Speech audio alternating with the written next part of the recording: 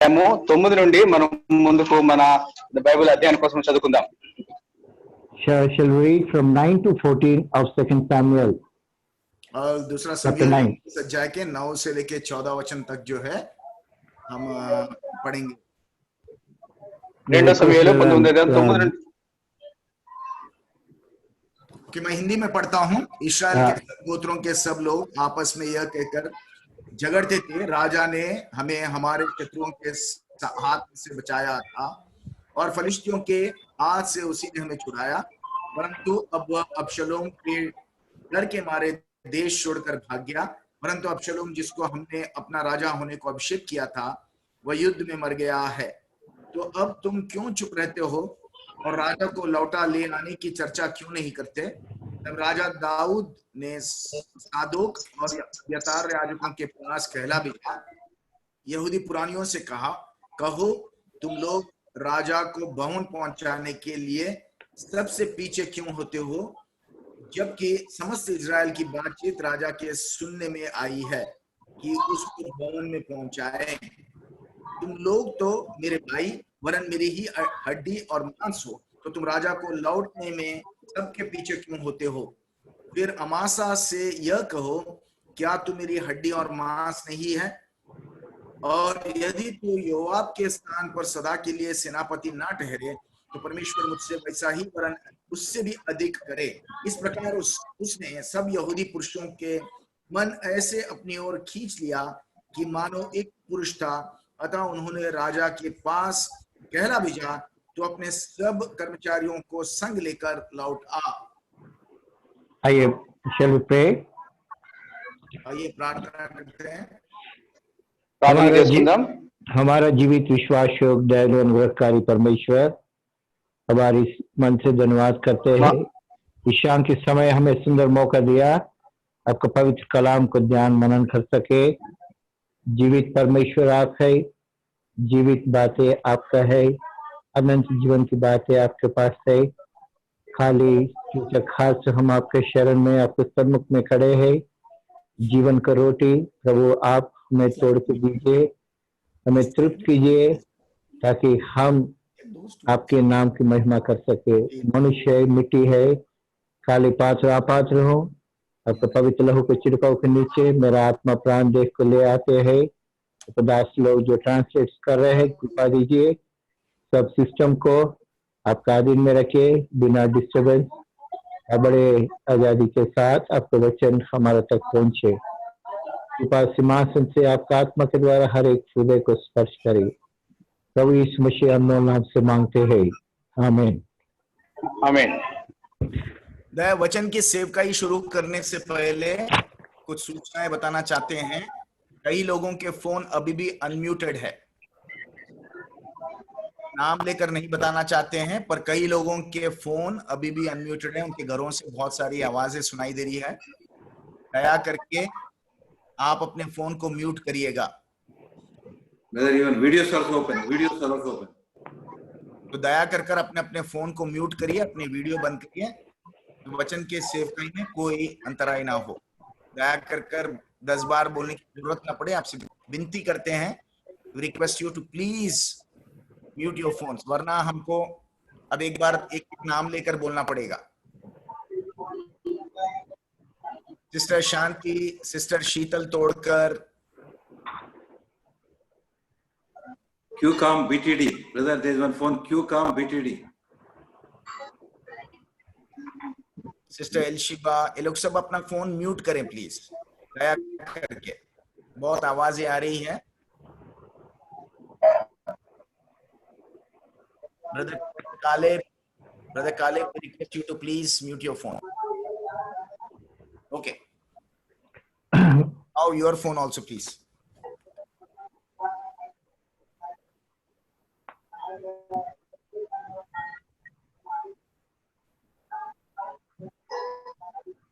Anna, start chanting. Yeah. We are in this very hard time. हम बहुत कठिन समयों के बीच में रह रहे हैं. మనం ఎంతో కఠినమైన సమయాల్లో ఉంటున్నాము. COVID-19 is being prevailing everywhere. COVID-19 जो है चारों ओर फैलता चला जा रहा है. కోవిడ్-19 నలువైపులా వ్యాపిస్తూ వస్తుంది. Lord has very clearly told about the times, end times sign. और प्रभु जो है अंतिम दिनों के चिन्हों के बारे में बहुत स्पष्टता से हमसे बातें कर रहा है. ప్రభు ఈ ఆఖరి దినాల విషయాలను స్పష్టంగా మాట్లాడుతూ వస్తున్నాడు. This pestilence will prevail. और ये जो मरी है वो बना रहेगा. ఈ తెగులు నిలిచి ఉంటుంది. It is only just a starting. और ये तो आरंभ की बात है. ఇది కేవలం ప్రారంభం మాత్రమే. It's very little. और ये बहुत छोटा है. ఇది కొంచెం మాత్రమే. And Lord is reminding us that we should be quickened, prepared to be ready to meet the Lord when He comes. और प्रभु हमको इन बातों के द्वारा ये बात का स्मरण दिलाता है कि हम अपने आप को तैयार करें कि जब वो आए उसको हम मिल सकें. ప్రభు ఈ విషయాలన్నిటి ద్వారా ప్రభు మనకు జ్ఞాపకం చేస్తున్నాడు ఏమంటే ఆయన రాకడలో ఆయన కలుసుకోవాలని మనకు జ్ఞాపకం చేస్తున్నాడు.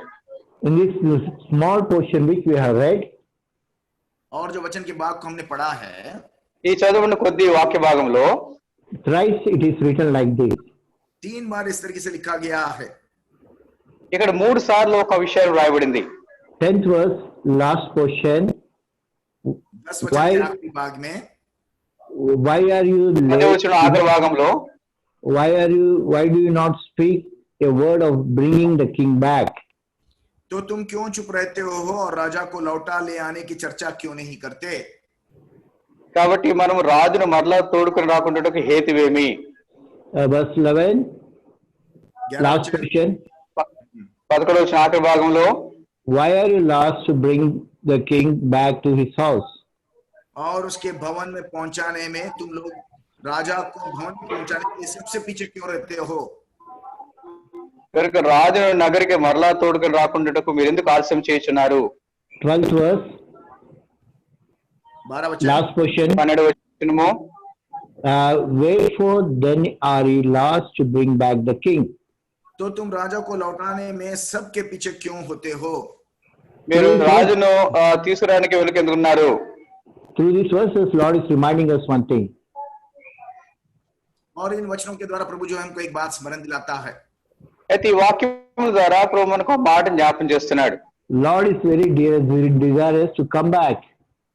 और प्रभु बिल्कुल लौट कर आने के लिए बहुत चाहत रखता है. అయితే ప్రభు మరలా తిరిగి రావడానికి ఎంతో ఆయన కోరిక కలిగి ఉన్నాడు. Revelation chapter 22. और प्रकाशित वाक्य 22 अध्याय, ప్రకటన 22వ అధ్యాయము. Here we see this note again thrice. और यहाँ पर भी ये एक बात को जो है 3 बार देखते हैं. ఇక్కడ కూడా ఒక విషయాన్ని 3 సార్లు మనం చూస్తున్నాం. Verse 7, first part, behold, I come quickly. 7 वचन पहला भाग, देख मैं शीघ्र आने वाला हूँ. ఇక్కడ 7వ వచనము మొదటి భాగంలో నేను త్వరగా వచ్చుచున్నాను. 12th verse, behold, I come quickly. 12 वचन पहला भाग, देख मैं शीघ्र आने वाला हूँ. 12వ అధ్యాయం మొదటి భాగంలో ఇదిగో నేను త్వరగా వచ్చుచున్నాను. And 20th verse, और 20 वचन में भी हाँ मैं शीघ्र आने वाला हूँ. surely I come 20వ quickly. వచనంలో కూడా నేను త్వరగా వచ్చుచున్నాను. Then there is something more here. और यहाँ पर और कुछ अधिक दिखाई देता है. ఇక్కడ కొంచెం ఎక్కువగా కనబడుతుంది. Then he says, Amen. और साथ में आमीन कहता है. ఇక్కడ ఆమేన్ అని చెప్పబడుతుంది. Who is saying this Amen? और ये आमीन कौन कह रहा है? ఈ ఆమేన్ అనే మాట ఎవరు అంటున్నారు? This is the church. This is people.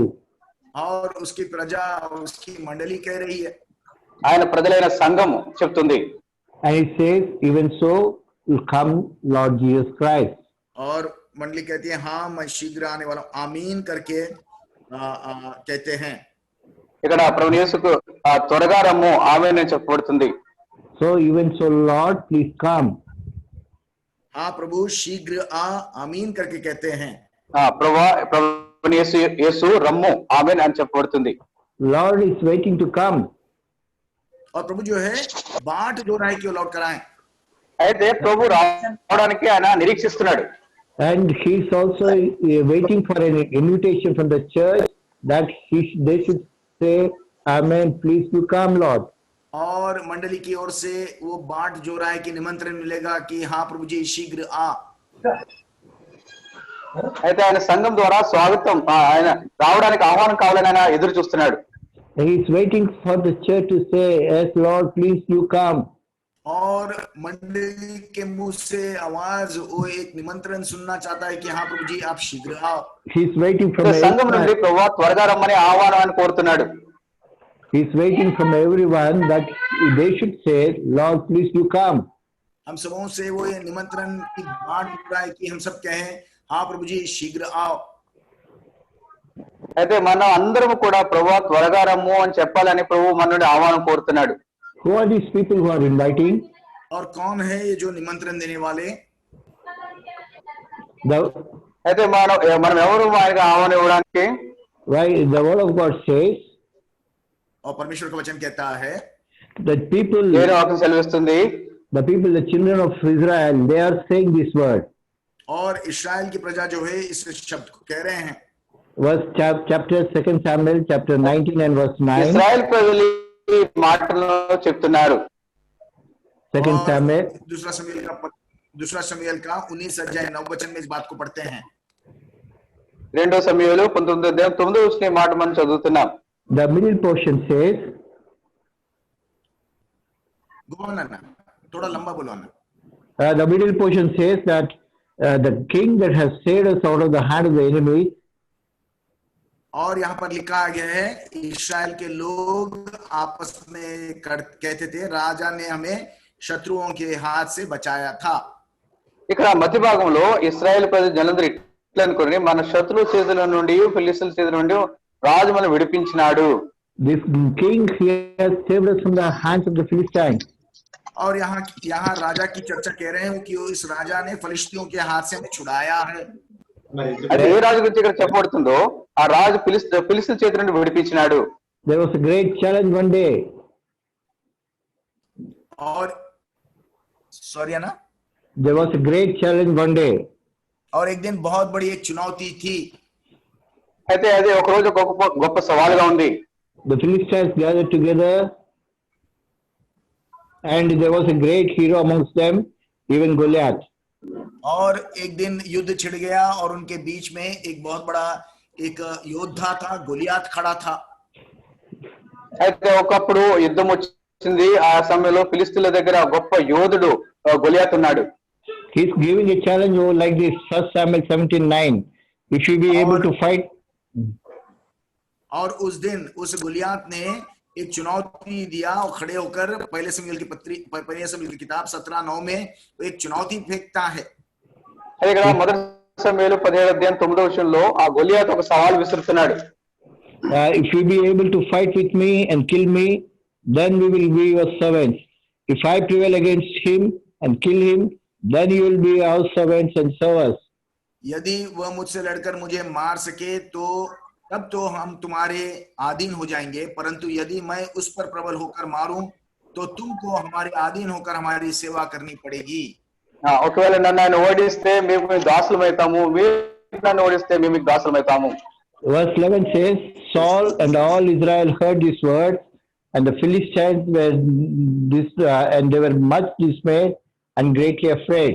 और 11 वचन में हम पढ़ते हैं उन फिलिस्तियों की इन बातों को सुनकर शाऊल और समस्त इस्राएलियों का मन कच्चा हो गया और वे अत्यंत डर गए. ఇక్కడ 11వ వచనం చదివిన సౌలును ఇశ్రాయేలు అందరూ ఆ ఫిలిస్తీయుల మాటలు విన్నప్పుడు వెరుగుపడి బహుభీతులైరి. The strongest man of Israelites, even Saul or his son, they were not able to face him. और इस्राएलियों में शूरवीर माने जाने वाला शाऊल ना तो उसके बेटा कोई भी जो है उसका सामना नहीं कर पाया. అయితే ఇశ్రాయేల్ ప్రజల్లో యుద్ధశూరులైన సౌలు గాని అతని కుమారుడు కూడా వారు ఆ గొలియాతును ఎదుర్కోలేకపోయినారు.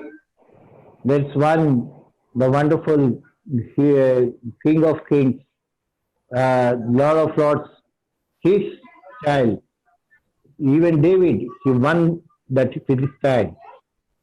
और हम देखते हैं कितने अद्भुत रीति से प्रभुओं का प्रभु राजाओं का राजा परमेश्वर का संतान दाऊद जो है उस फिलिस्तियों का सामना करने निकल पड़ता है. అయితే మనం చూస్తున్నాము దావీదు రాజులకు రాజు ప్రభులకు ప్రభు అయిన ఆ దేవుని యొక్క ఆహ్వానంతో ఆ గొలియాతుని చంపడానికి ముందుకు వస్తున్నాడు మనం చూస్తున్నాం. 1 Samuel chapter 19 verse 5, there is a record about him. और पहले शमूएल का 19 अध्याय 5 में उसके बारे में इस तरीके से लिखा गया है। మొదటి సమయంలో 19:5 ఈ మాటలు రాయబడ్డాయి. For he did put his life in his hand and slew the Philistine, and the Lord brought a great salvation for all Israel. और उसने अपने प्राण पर खेलकर उस फलिश्ती को मार डाला और यहोवा ने समस्त इस्राएलियों की बड़ी जय कराई। He put it, అతడు ప్రాణం తెగించి ఆ ఫిలిస్తీన్ చంపగా యెహోవా ఇశ్రాయేలులందరికీ గొప్ప రక్షణ కలిగజేసెను. he put his life in his hand, and he fought against that Philistine. और अपने प्राण को अपनी हथेली में लिए उस फलिश्ती के योद्धा से उसने युद्ध किया है। దావీదు తన ప్రాణం తెగించి ఫిలిస్తీన్ని చంపడానికి ప్రయత్నం చేస్తున్నాడు. There's one greater than him. पर हमारे बीच में उससे भी अधिक महान शक्तिशाली हमारे बीच में उपस्थित है। అయితే మనకు వెనుకున్నవాడు గొప్ప శక్తి గలవాడుగా మనకున్నాడు. He is the King of Kings and the Lord of Lords. और वो हमारा राजाओं का राजा प्रभुओं का प्रभु है। He is ఆయన eternal, మనకు రాజులకు రాజు ప్రభువులకు ప్రభువుగా ఉన్నాడు. he is eternal King. He is eternal King.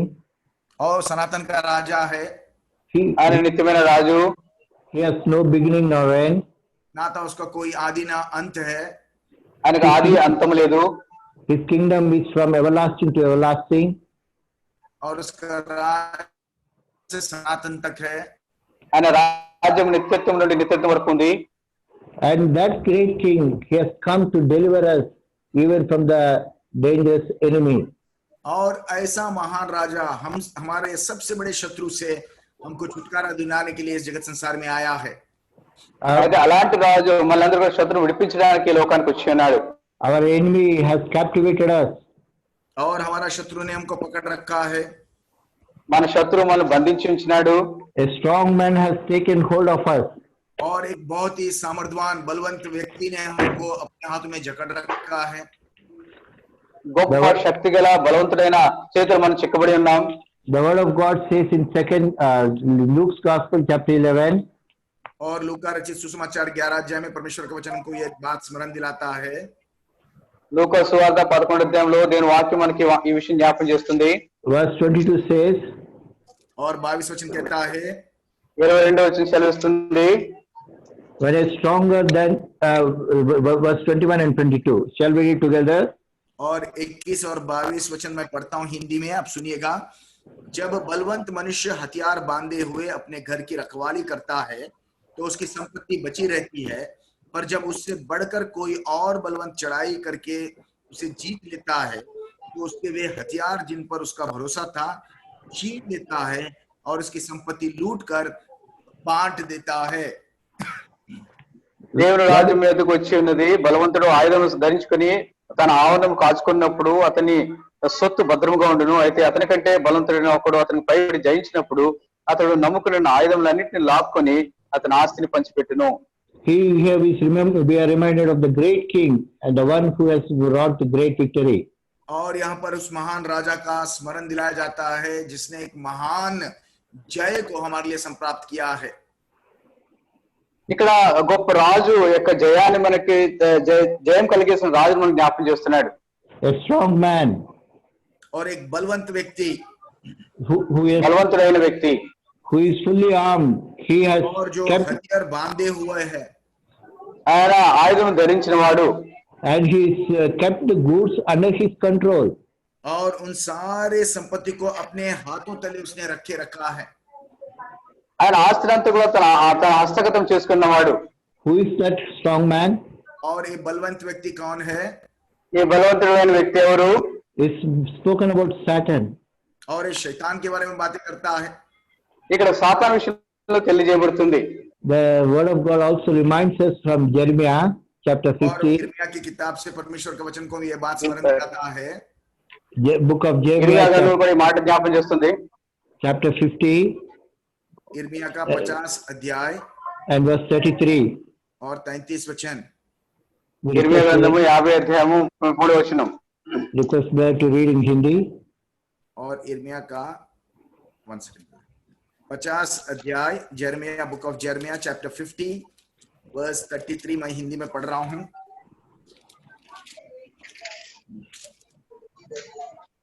सेनाओं का यहोवा यूं कहता है, इस्राएल और यहूदा दोनों बराबर पिसे हुए हैं, और जितनों ने उनको बंधुआ किया वे इन्हें पकड़े रहते हैं और जाने नहीं देते। సైనికుడు యెహోవా ఇలాగ సెలవిస్తున్నాడు, ఒకడును తప్పకుండా ఇశ్రాయేలు వారును యూదా వారును బాధింపబడితిరి, వారిని చెరపట్టిన వారందరూ వారిని గట్టిగా పట్టుకుంటున్నారు. They that oppressed him, they took hold, they held them fast. और जिन्होंने उसको पकड़े रखा उनको बहुत कसकर पकड़ रखा है। They are not అయితే allowing ఎవరైతే ఆయన to, పట్టుకున్నారో గట్టిగా పట్టుకుని ఉన్నారు. they are not letting them to go. और उन्हें जाने नहीं देते हैं। We are helpless people. వారిని పోనించడానికి సమ్మతింపరు. और We are बहुत helpless. निस्सहाय परिस्थिति में हम रहते हैं। నిస్సహాయ స్థితిలో ఉన్నవారు. Lord is reminding us from Luke chapter 11 verse 22, and stronger than him. Right right. लूका रचित सुसमाचार 11 अध्याय 22 वचन से हमको स्मरण दिलाता है कि उस बलवंत व्यक्ति से भी वो सामर्थवान है। అయితే లూకా సువార్త 11:22లో ఆ బలవంతుడైన వ్యక్తి కంటే దేవుడు గొప్పవాడుగా ఉన్నాడు. When a stronger man than him shall come and overcome him, take it away from him all his armor, wherein he trusted, he divided the spoil. और उस बलवंत व्यक्ति से भी अधिक बलवंत व्यक्ति कोई आकर उसके हाथ से जो भी बातें हैं उन सारी बातों को वो छीन कर उनको छुटकारा देता है। అయితే ఆ బలవంతుని చేతిలో మనం పట్టబడిన మనము ఆయన నుండి ఆ బలవంతుని చేతిలో మనం విడిపించగలవాడుగా ఉన్నాడు. This is the work what Christ has done for us. और इस काम को प्रभु यीशु मसीह ने हमारे जीवनों में कर रखा है। The great King of విషయాన్ని ప్రభువు యేసు క్రీస్తు చేసుకున్నాడు. the King of Kings and the Lord of Lords, he has come to this world. और राजाओं का राजा प्रभुओं का प्रभु इस जगत संसार में आया है। When he was born as a king here, और जब ये जगत संसार में जन्मा तो एक राजा के तौर पर जन्मा।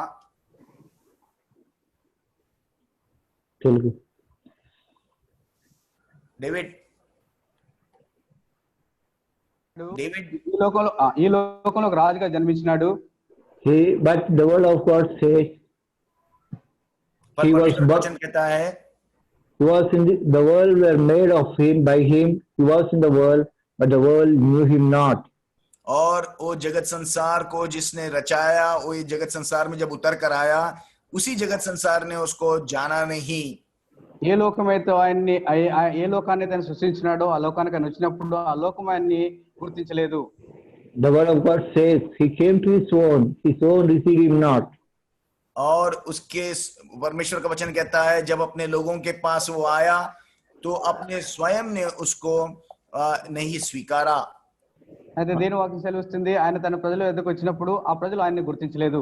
He is the one who came as a savior to save us from that very strong man, to deliver us from his past. और उस सामर्थवान व्यक्ति से वही है जो हमको छुटकारा देने के लिए जगत संसार में आया है। అయితే ఆ శక్తివంతుడి నుండి విడిపించడానికే ఆయన మాత్రమే మనం విడిపించగలవాడు. ఆయన ఈ లోకానికి వచ్చి ఉన్నాడు. When he came, when he gave himself for us, जब the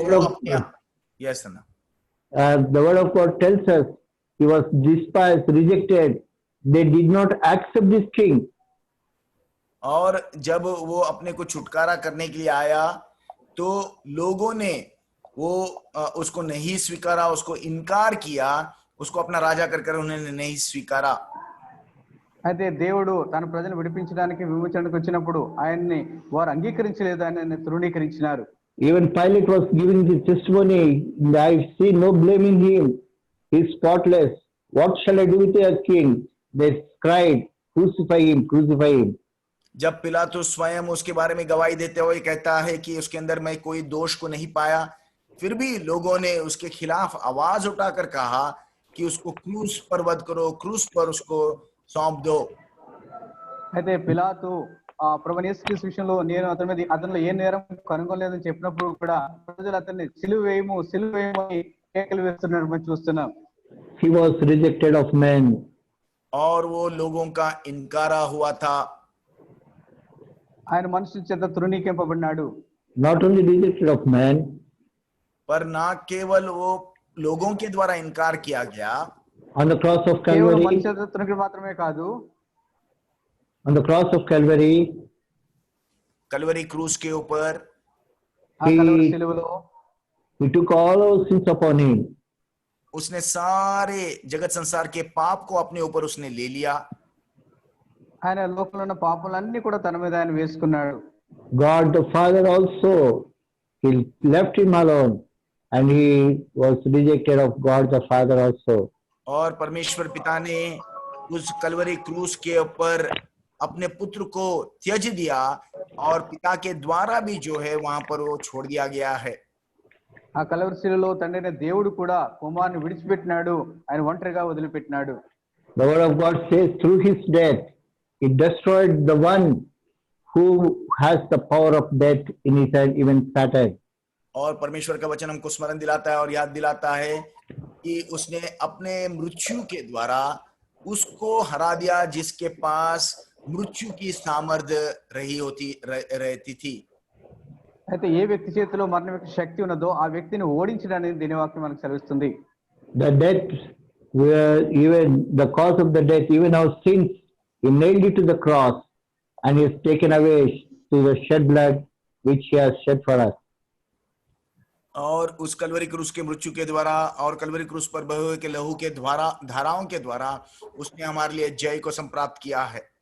ఆ కలవరి శిలువలో ఆయన మరణం ద్వారా, ఆ చిందించిన రక్తం ద్వారా మనకు ఆయన విజయాన్ని సాధించినాడు. Colossians 2:14-15 says, I request to read Colossians 2:14 and 15. और कुलुस्सियों की पत्री दूसरा अध्याय 14 और 15 वचन मैं हिंदी में पढ़ता हूँ। కొలస్సీయుల పత్రిక 2వ అధ్యాయము 14-15 వచనాలు. और विधियों का वह लेख जो हमारे नाम पर और हमारे विरोध में था मिटा डाला, और उसे क्रूस पर कीलों से जड़कर सामने से हटा दिया, और उसने प्रधानों और अधिकारों को ऊपर से उतारकर उनका खुल्लम खुल्ला तमाशा बनाया, और क्रूस के द्वारा उन पर जय जयकार की ध्वनि सुनाई। ఆయన అపరాధం వలన శరీరం ముందు సున్నతి పొందుకున్న మీరు మృతులై ఉండగా దేవుడు విధిరూపైన ఆజ్ఞలను మన మీద రుణముగాను మనకు విరోధంగా మీకులతో సిల్లును కొట్టి దాని మీద చేరువాదం తుడిచివేసి మనకు అడ్డం లేకుండా దాన్ని ఎత్తివేసి మన అపరాధములను క్షమించి ఆయనతో కూడా మనం జీవింపజేస్తును. మన ప్రధానులను అధికారులను నిరాయుధులుగా చేసి సిలువ చేత జయోత్సవంతో వారిని పట్టి తెచ్చి బాహాటముగా వేడుకకు కనబరిచెను. In Telugu it is written, వారిని నిరాయుధులుగా చేసి, He has spoiled. निहत्ता किया, ऐसा हम देखते हैं। తెలుగులో వారిని నిరాయుధులుగా చేసి అని చూస్తున్నాం. The strong man with his boasting with all his armor. और जब बलवंत व्यक्ति अपने सारे उस शस्त्रों के अंदर जब घमंड कर रहा था, उसने उसको निहत्ता कर दिया।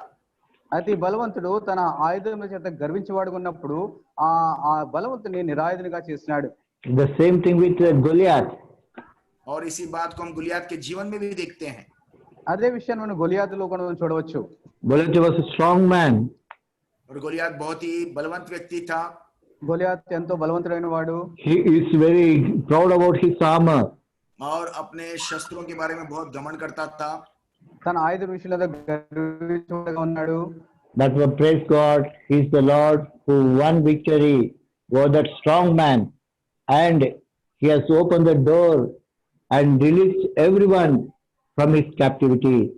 और प्रभु को धन्यवाद देते हैं कि उसने उस बलवंत व्यक्ति के ऊपर जय पाकर हम जो उसके बंधनों में थे, हम सबों को उसने आजाद और मुक्त कर दिया है। అయితే ఆ బలవంతుని చేతుల నుంచి విడిపించడానికి ఆ బలవంతుని ఓడించి ఆయన బంధకాల నుండి మనందరూ కూడా ఆయన విడిపించినాడు. Really, this is our God who has saved us from all our enemies. और यही वो परमेश्वर है जिसने हमें सब शत्रुओं से छुटकारा दिया है। ప్రతి విధమైన శత్రు నుండి విడిపించిన దేవుడు ఈ దేవుడే. And this is the one who is saving us daily, every day, even from all our enemies. और यही परमेश्वर वह है जो हमें दिन प्रतिदिन हमारे शत्रु के हाथ से, शत्रु के सामर्थ्य से हमें छुटकारा देते हुए रहता है। ఈ దేవుడే మన ప్రతిదినలో ఉన్న ప్రతి శత్రు నుండి మనం విడిపిస్తూ మన ఆ బలవంత చేతుల నుండి విడిపిస్తూ వస్తున్నాడు. He has conquered death. और उसने मृत्यु के ऊपर जय पाया है। ఆయన మన మీద విజయం పొందినాడు. He is now ascended to the right hand of the Father. अब पिता के दाहिनी ओर जो है वो उठकर चढ़ गया है। కుడిపార్శ్వన కూర్చుని ఉన్నాడు. By his own blood, he has obtained eternal redemption for us. और उसी के लहू के द्वारा, खुद के लहू के द्वारा सनातन के छुटकारे को उसने हम सबों के लिए संप्राप्त किया है। ఆయన స్వరక్తం చేత మనకు నిత్యమైన విమోచన మనకు కలిగజేసినాడు. And now he's at the right hand of the Father, pleading for us, interceding for us, that we may avail that great salvation. और अब जो है पिता के दाहिनी ओर बैठकर हमारे लिए बिछवाई करते हुए सनातन उद्धार को जो है हमारे लिए वो संप्राप्त करते चले जा रहा है। We want to put a question to you, dear ఆయన friend. ఇప్పుడు తండ్రి Sorry. చెప్పండి. ఆయన తండ్రి కుడిపార్శ్వన కూర్చుని మన కోసం విజ్ఞాపన చేస్తూ మధ్యవర్తిగా ఉండు మన రక్షణ కోసం విజ్ఞాపన చేస్తున్నాడు. We want to put a small question, dear friend, this evening.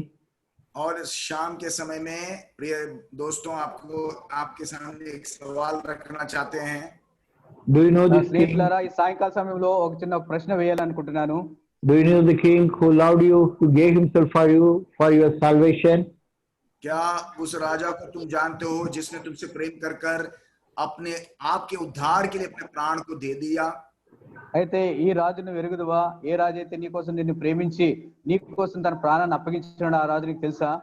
Are you in the crowd who is rejecting him? Take him away, crucify him.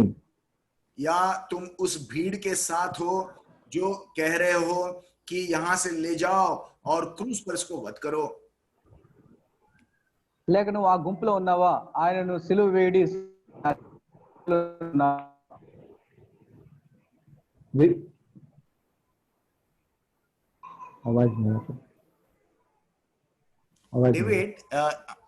David, if you have two phones connected, disconnect one of them. Just keep only one phone in your home. Huh? David, వినబడుతుందా? Hello, I'm not just internet problem. David, hello, He's got weak internet. వినబడుతుంది. David, మీ ఇంట్లో ఒకవేళ రెండు phones connected ఉంటే ఒకటే on చేసి ఉంచండి, రెండోది డిస్కనెక్ట్ చేయండి. లేదు, ఒకటే ఫోన్ ఉంది, ఒక ఫోనే ఉంది. No, he's got weak internet. That's the problem. Anyway, let's continue. Yes. David, now it was more clear. I think keep the phone near. I think now it is clear. Okay, microphone ని కొంచెం దగ్గరగా పెట్టుకో please. Okay. Lord is saying this salvation is available for us today. और प्रभु हमसे बातें कर कहता है कि ये उद्धार हम सबों के लिए आज उपलब्ध है. అయితే ప్రభువు యేసుక్రీస్తు మనకు సెలవిస్తున్నాడు, ఈ రక్షణ మనందరికి కూడా అందుబాటులో ఉంది. He is our savior. वो हमारा उद्धार करता है. ఆయన మన రక్షకుడుగా ఉన్నాడు.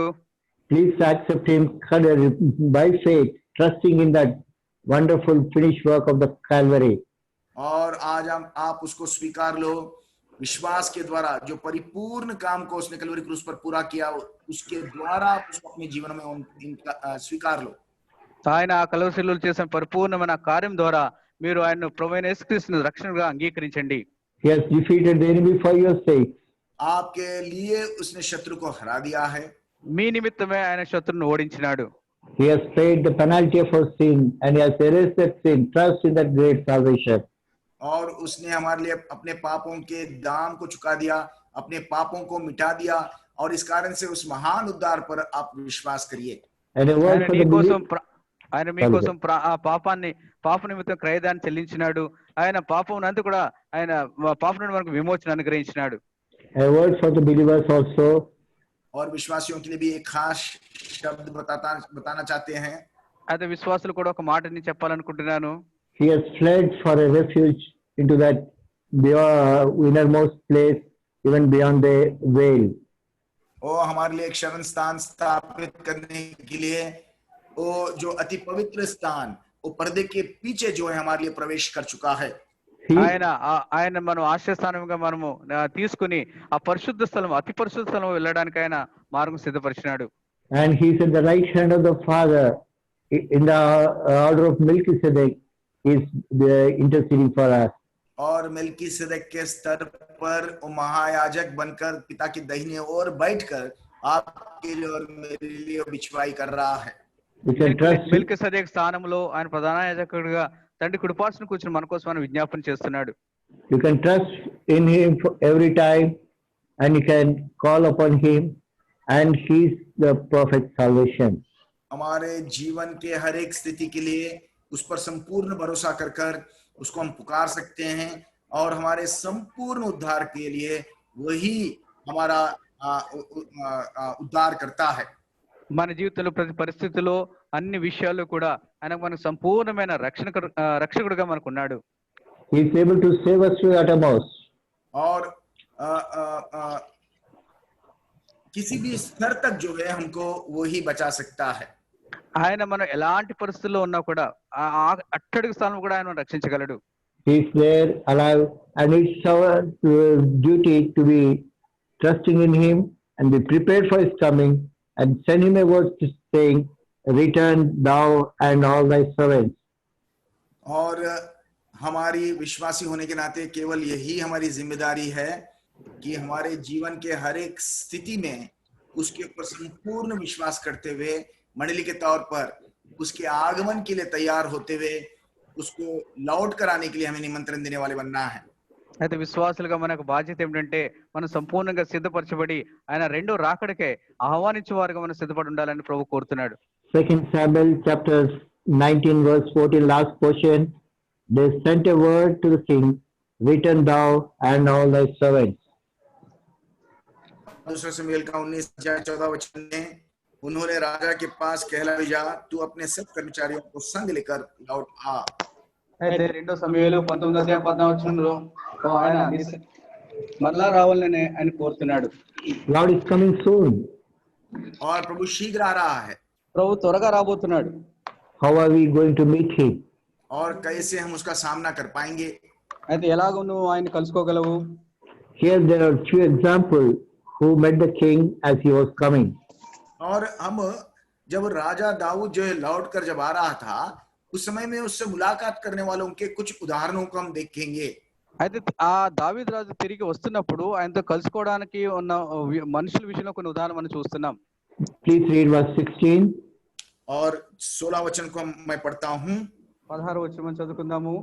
यहूदियों के संग गेरा का पुत्र बिन्यामीनी शिमी भी जो बहुरीम का निवासी था फुर्ती कर कर राजा दाऊद के भेंट से भेंट करने को गया.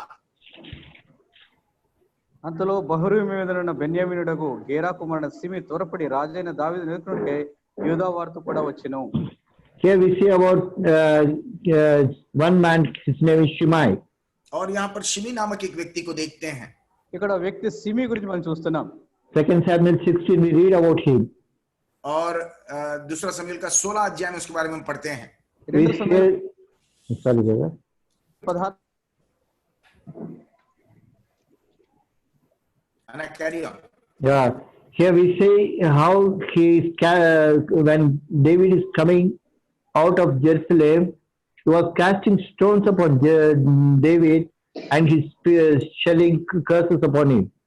और जब अबशलोम से दूर भागते हुए यरूशलेम को छोड़कर जब दाऊद चला जा रहा था उस समय में हम देखते हैं यही शिमी जो है पत्थर लेकर धूल उड़ाते हुए प्रभु राजा दाऊद के ऊपर जो है शाप को पुकारने वाला व्यक्ति था. అయితే దావీదు రాజు అబ్షలోం నుండి యెరూషలేము నుండి దూరంగా పారిపోతున్నప్పుడు ఈ షిమి రాజైన దావీదు మీద రాళ్ళరువుచు దుమ్ము వేస్తూ శపిస్తున్నవాడుగా షిమిని మనం చూస్తున్నాం. This read about our Lord Jesus Christ in Hebrews chapter 13. और हमारे प्रभु यीशु मसीह के बारे में इब्रानियों की पत्री 13 अध्याय में हम पढ़ते हैं. మన ప్రభు యేసుక్రీస్తు విషయంలో ఇబ్రానీయుల పత్రిక 13వ అధ్యాయం చదివినప్పుడు He suffered without the camp, verse 11. और 11 वचन verse 12. और 11 वचन पढ़ते हैं वो छावनी के या फिर फाटक के बाहर उसने दुख उठाया है. ఇక్కడ ఇబ్రానీయుల పత్రిక 13వ అధ్యాయం 11, 12, 13 వచనాల్లో ఆయన గోని వెలుపల ఆ గవిని వెలుపల ఆయన చూస్తున్నాం. So we see our Lord here how he suffered outside the gate for our sake. और हम देखते हैं यहाँ पर हमारा प्रभु यीशु मसीह किस तरीके से छावनी या फिर फाटक के बाहर उसने दुख उठाया है. ఇక్కడ మనం చూస్తున్నాం ఏ విధంగా మన ప్రభు యేసుక్రీస్తు గవిని వెలుపట ఆయన శ్రమ పడ్డాడు మన విషయం చూస్తున్నాం. He bore our reproach. हमारे निंदा को उसने सह लिया है, మన నిందను ఆయన సహించినాడు, He took our sins upon him. हमारे पापों को उसने अपने ऊपर ले लिया। మన The పాపాలను blessed- కూడా ఆయన తన మీద వేసుకున్నాడు. The blessed God became curse for us.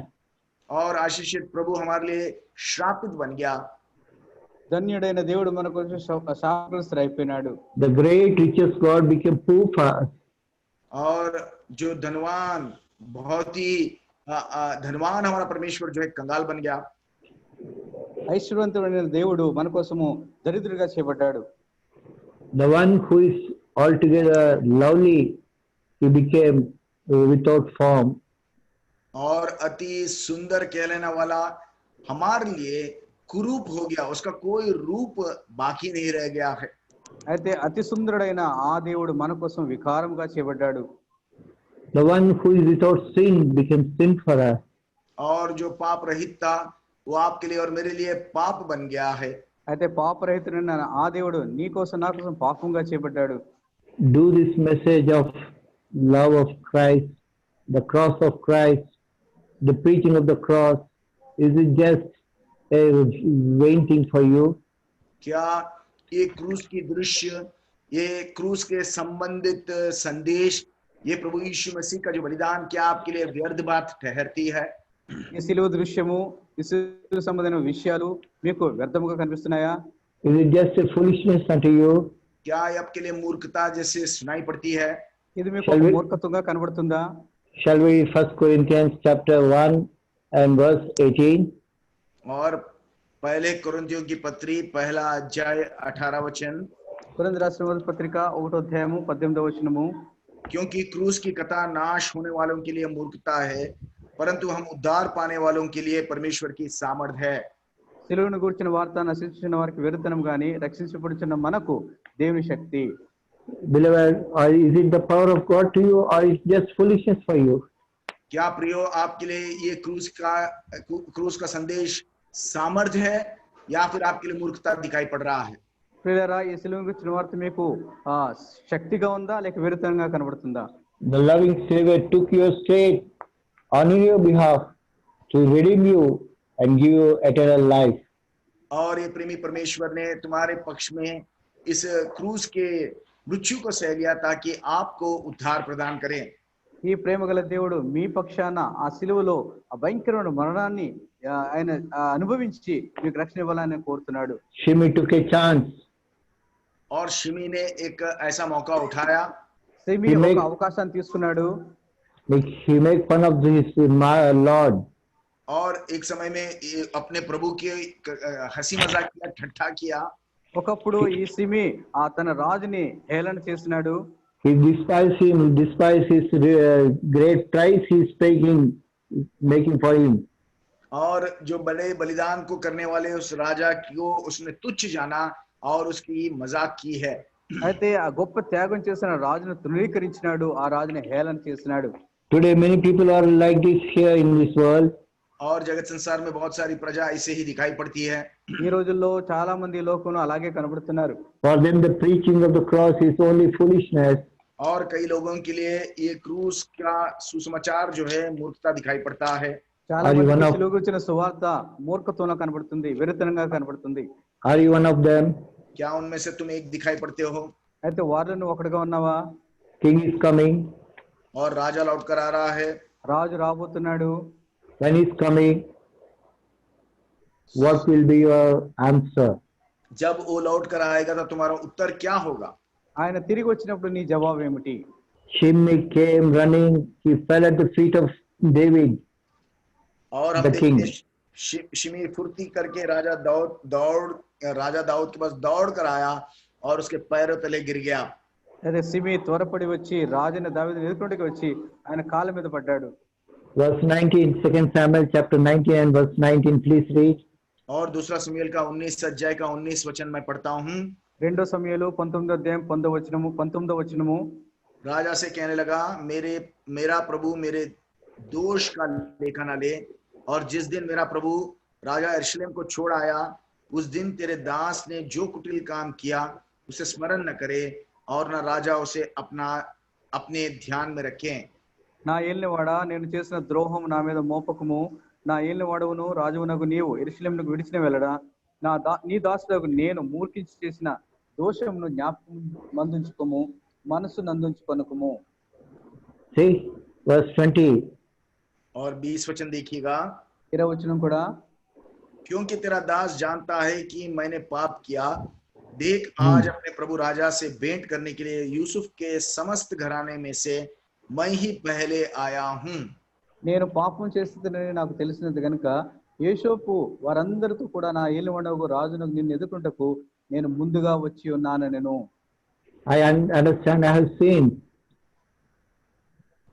I understand that I have sinned.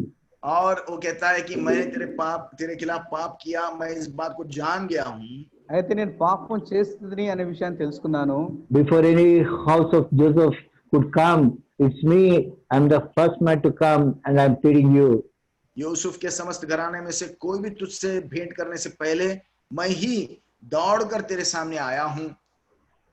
యోసేపు వాళ్ళు ఎవరు కూడా నిన్ను కలుసుకోక ముందుగా నేను వచ్చి ఉన్నాను. And the King of Kings and the Lord of Lords, when he's coming, many people would come and they would cry before the Lord, Lord, do not impute that which I have done against you. और जब राजाओं का राजा प्रभुओं का प्रभु लौट कर आएगा, उस प्रभु यीशु मसीह के सामने बहुतेरे आएंगे और कहेंगे, प्रभु जी जो कुछ मैंने पाप तेरे खिलाफ किया है उसको आप स्मरण न रखें. ప్రభువు యేసుక్రీస్తు మళ్ళా తిరిగి రెండో రాకడలో వచ్చినప్పుడు అనేక మంది ప్రజలు ఆయన దగ్గరకు వచ్చి సాష్టాంగ నమస్కారం చేసి, ప్రభువా మేము చేసిన పాపలను జ్ఞాపకం చేసుకోనుకోమని ఎంతో మంది ఆయన వేడుకుంటారు. That day there will be a cry, oh Lord, have mercy upon me. और उस दिन एक बहुत बड़ी पुकार उठेगी और कहेंगे, हे प्रभु मुझ पर दया कर. అయితే ఆ దినమున గొప్ప అక్కడ విజ్ఞాపన, ప్రభువా మమ్మల్ని కరుణించమని వారు ఎంతో మంది వేడుకుంటారు. The day of rapture would be this voice will be heard. People shouting, have mercy upon me, have mercy upon you, God. और प्रभु के दूसरे आगमन के दिन बहुत सारे लोग जो है पुकार उठेंगे और कहेंगे, हे प्रभु मुझ पर दया कर, मुझ पर दया कर. అయితే ఆ రెండో రాకడలో ప్రభు దగ్గర అనేక మంది కేకలు వేస్తూ, ప్రభువా మమ్మల్ని కరుణించుము, ప్రభువా మమ్మల్ని కరుణించుము కేకలు వేస్తారు.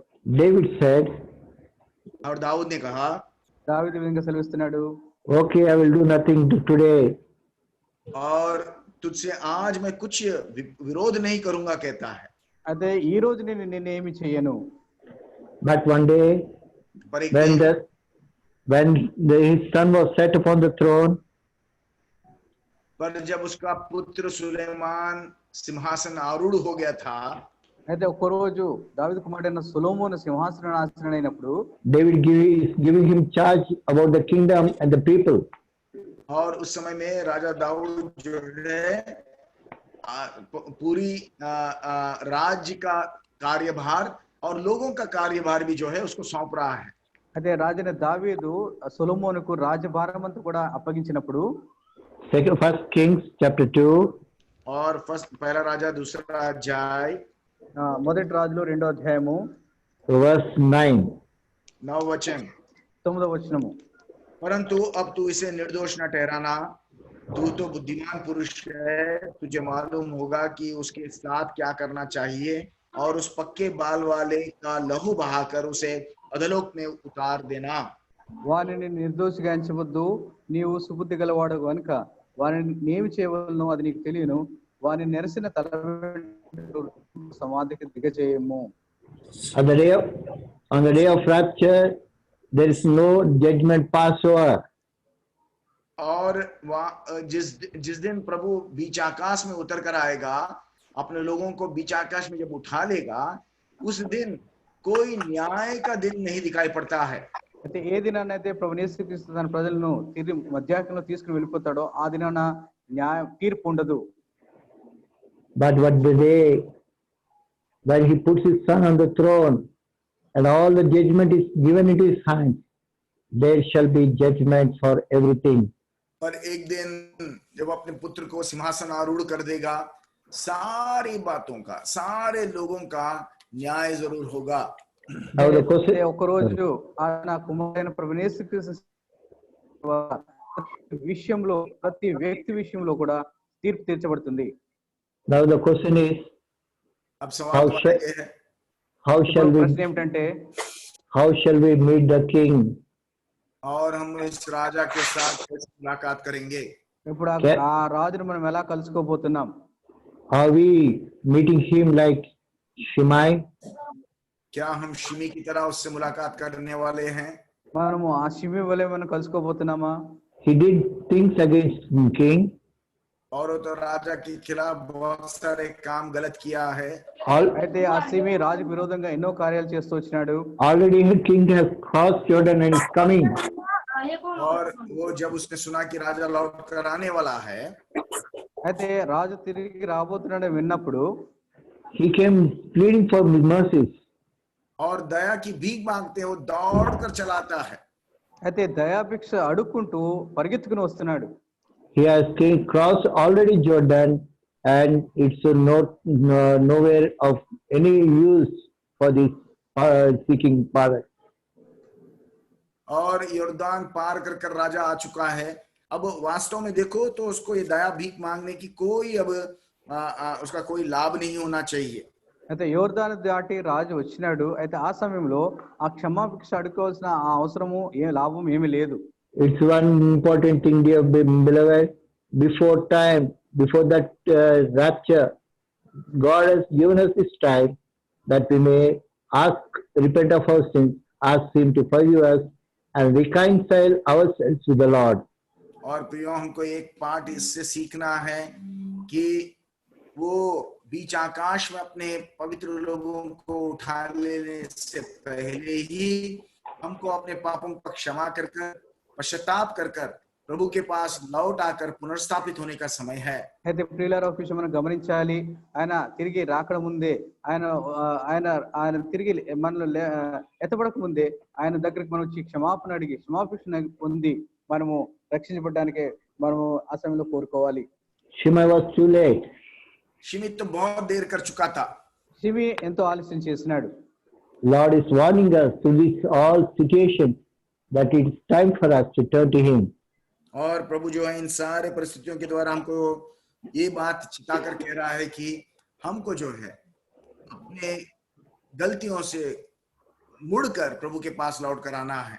అయితే ప్రభు మనకి పరిస్థితులన్నిటి ద్వారా హెచ్చరిస్తూ మనకు తెలియజేస్తున్నాడు. మరలా తిరిగి ప్రభువుకు రావాలని ప్రభు కోరుతున్నాడు. We see a funny man here. Here we see about another man who is meeting the king when he comes. और इस राजा से मुलाकात करने वालों के बीच में और एक व्यक्ति को देखते हैं जो प्रभु राजा के साथ मुलाकात कर रहा है। అయితే ఈ రాజును కలుసుకునే విషయంలో మరొక వ్యక్తి మనం చూస్తున్నాము. రాజు కలుసుకోవడానికి వచ్చిన వ్యక్తుల్లో chapter 19, 2 Samuel and verse 24. और 19 अध्याय 24 वचन। 2 సమూయేలు 19వ అధ్యాయము 24వ వచనం. तब शाऊल का पोता मेफीबोशेत राजा से भेंट करने को आया। అక్కడ మరి సౌలు కుమారుడు మెఫీబోషెత్ రాజును ఎదుర్కొంటకు వచ్చెను. full verse there. और उसने राजा के चले जाने के दिन से उसके कुशल क्षेम से फिर आने के दिन तक ना तो अपने पांवों के नाखून काटे और न अपनी दाढ़ी बनवाई और न अपने कपड़े धुलवाए थे। రాజు పారిపోయిన దినం మొదలుకొని అతడు సుఖముగా తిరిగి వచ్చిన నాటి వరకు అతడు కాళ్ళు కడుగు కొనకయు గడ్డము కత్తిరించుకొనకయు బట్టలు ఉదుకు కొనకయు ఉండెను. Here we see about Mephibosheth. और यहाँ पर मेफीबोशेत के बारे में पढ़ते हैं। ఇక్కడ మనము మెఫీబోషెత్‌ను మనం చూస్తున్నాం. He also came to meet the king. और वो भी राजा के लिए बाट जो रहा था। అతడు కూడా రాజును ఎదుర్కోవడానికి వచ్చినాడు. When he came to meet the king, we read about him. और जब वो राजा से मिलने के लिए आया तो उसके बारे में इस तरीके से हम पढ़ते हैं। రాజును ఎదుర్కోవడానికి వచ్చినప్పుడు అతని గురించి ఇలా చదువుతున్నాము. From the day the king left his place, neither he dressed his feet, neither he trimmed his beard, nor washed his clothes. मेफीबोशेत जो है राजा के चले जाने के दिन से उसके कुशल क्षेम से फिर आने के दिन तक ना तो अपने पांवों के नाखून काटे, ना अपने दाढ़ी बनवाई, ना तो कपड़े धोए हैं।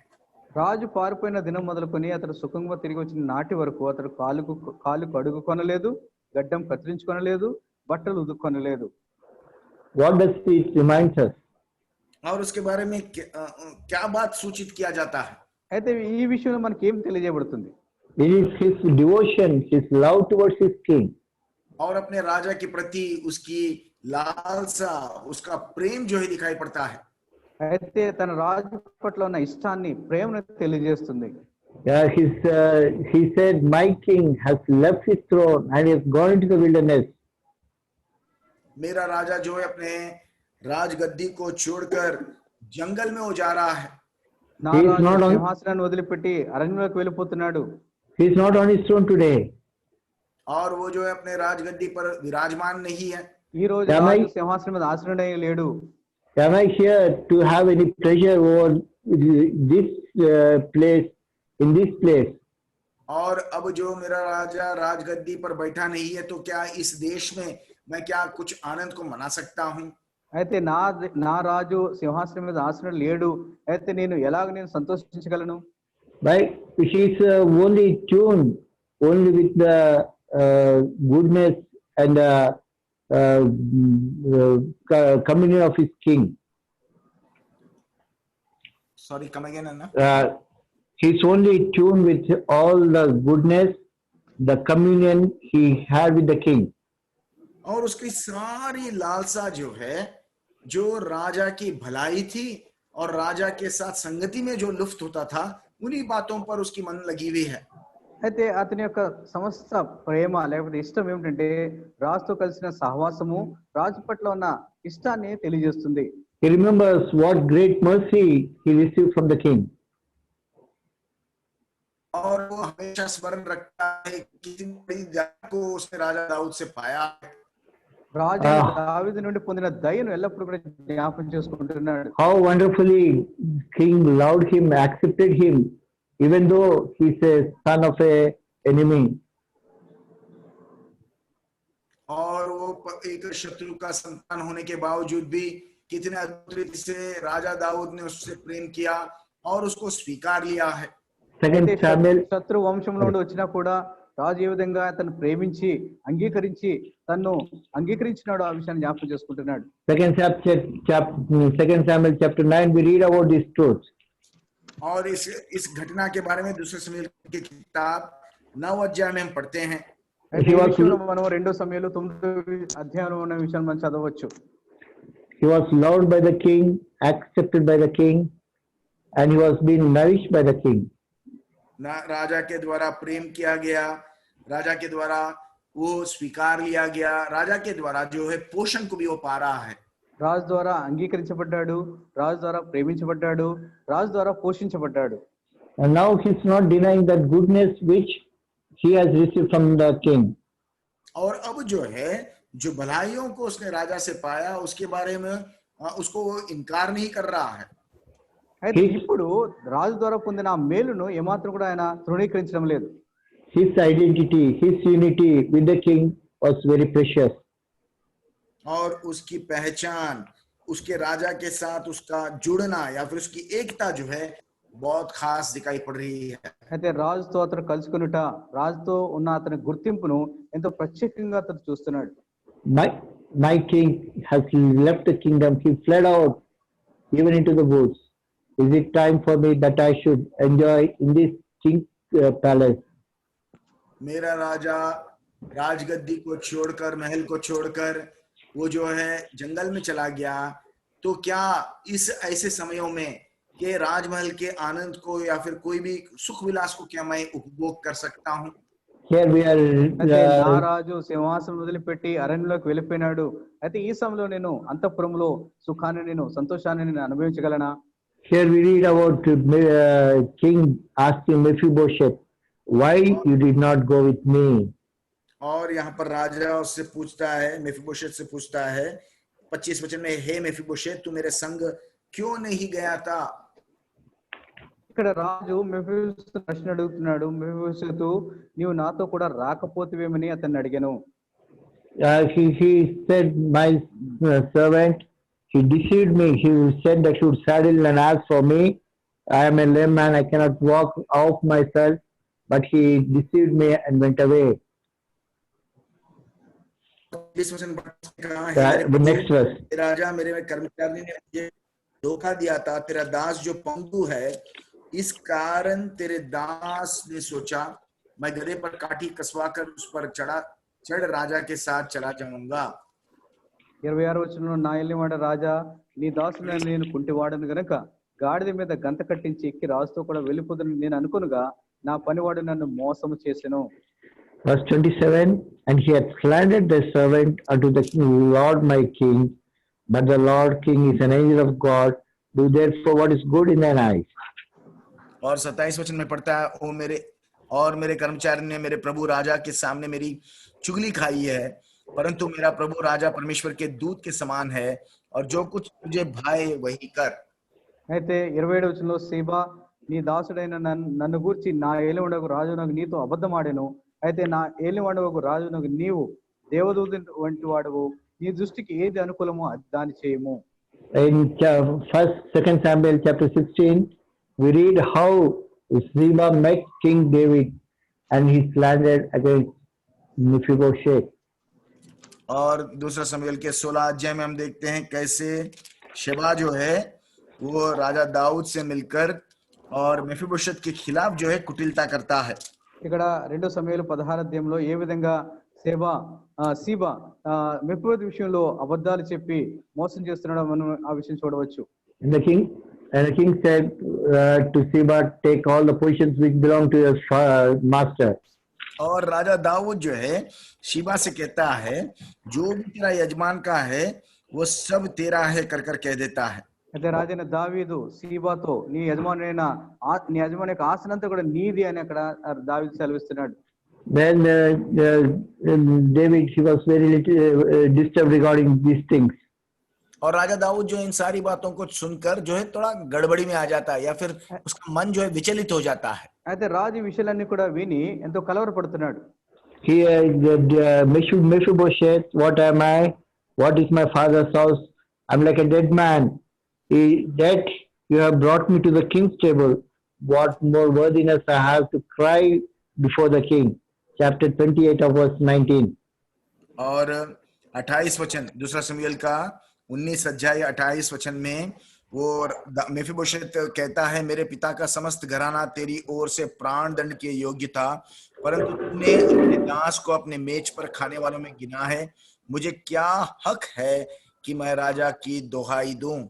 అయితే 2 సమూయేలు 19వ అధ్యాయం 28వ వచనంలో నా తండ్రి ఇంటి వారందరూ నా ఏలినవాడగు రాజునకు నీ దృష్టికి మృతుల వంటి వారే ఉండగా నీవు నీ బల్ల యొద్ద భోజనం చేయ వారిలో నీ దాసుని నన్ను చేర్చితివి, కాబట్టి ఇకను రాజువైన నీకు మొరపెట్టుటకు వారేమి న్యాయమని అనగా. It speaks of his humility. और उसकी नम्रता के बारे में बातें करता है. ఇది ఆయన దీనత విషయం తెలియజేస్తుంది. How humble he was, confessing that he is not worthy to receive any good thing, even today also. और आज के दिन भी उस राजा के हाथ से कोई भी बात को पाने के लिए बिल्कुल योग्य नहीं है, इस बात को कबूल कर रहा है. అయితే రాజు దగ్గర నుంచి ఏ మేలు కూడా పొందడానికి యోగ్యుని కాదనే విషయాన్ని ఎంతో దీనంగా ఒప్పుకుంటున్నాడు. Well, we see how something disturbance was. दया कर आपसे विनती करते हैं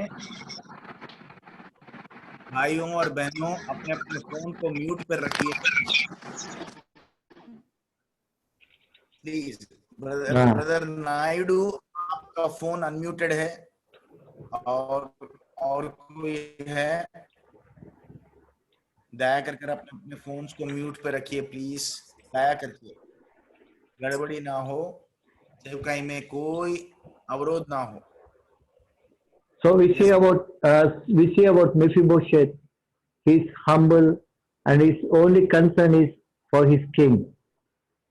और यहाँ पर देखिएगा मेफीबोशेत जो है अपने आप को दीन और नम्र कर रहा है और इसकी चिंता कोई धन संपत्ति पे कुछ नहीं, केवल उसकी चिंता राजा की ओर लगी है.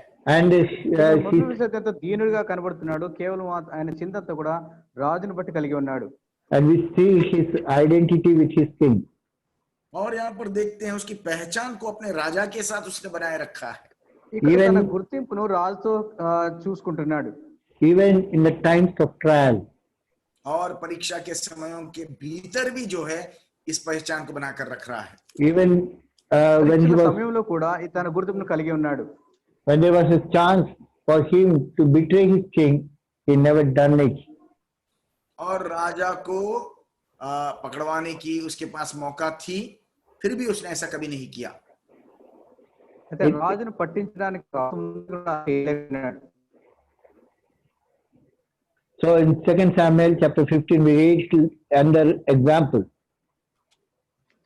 और दूसरे समूएल के 15 अध्याय में और एक उदाहरण को हम पढ़ते हैं। So 2 Samuel 15 అధ్యాయంలో ఒక ఉదాహరణ మనం చదవచ్చు. chapter 15 and verse 19 onwards. और 15 अध्याय, दूसरा समूएल का 15 अध्याय 19 वचन से हम आगे देखते हैं।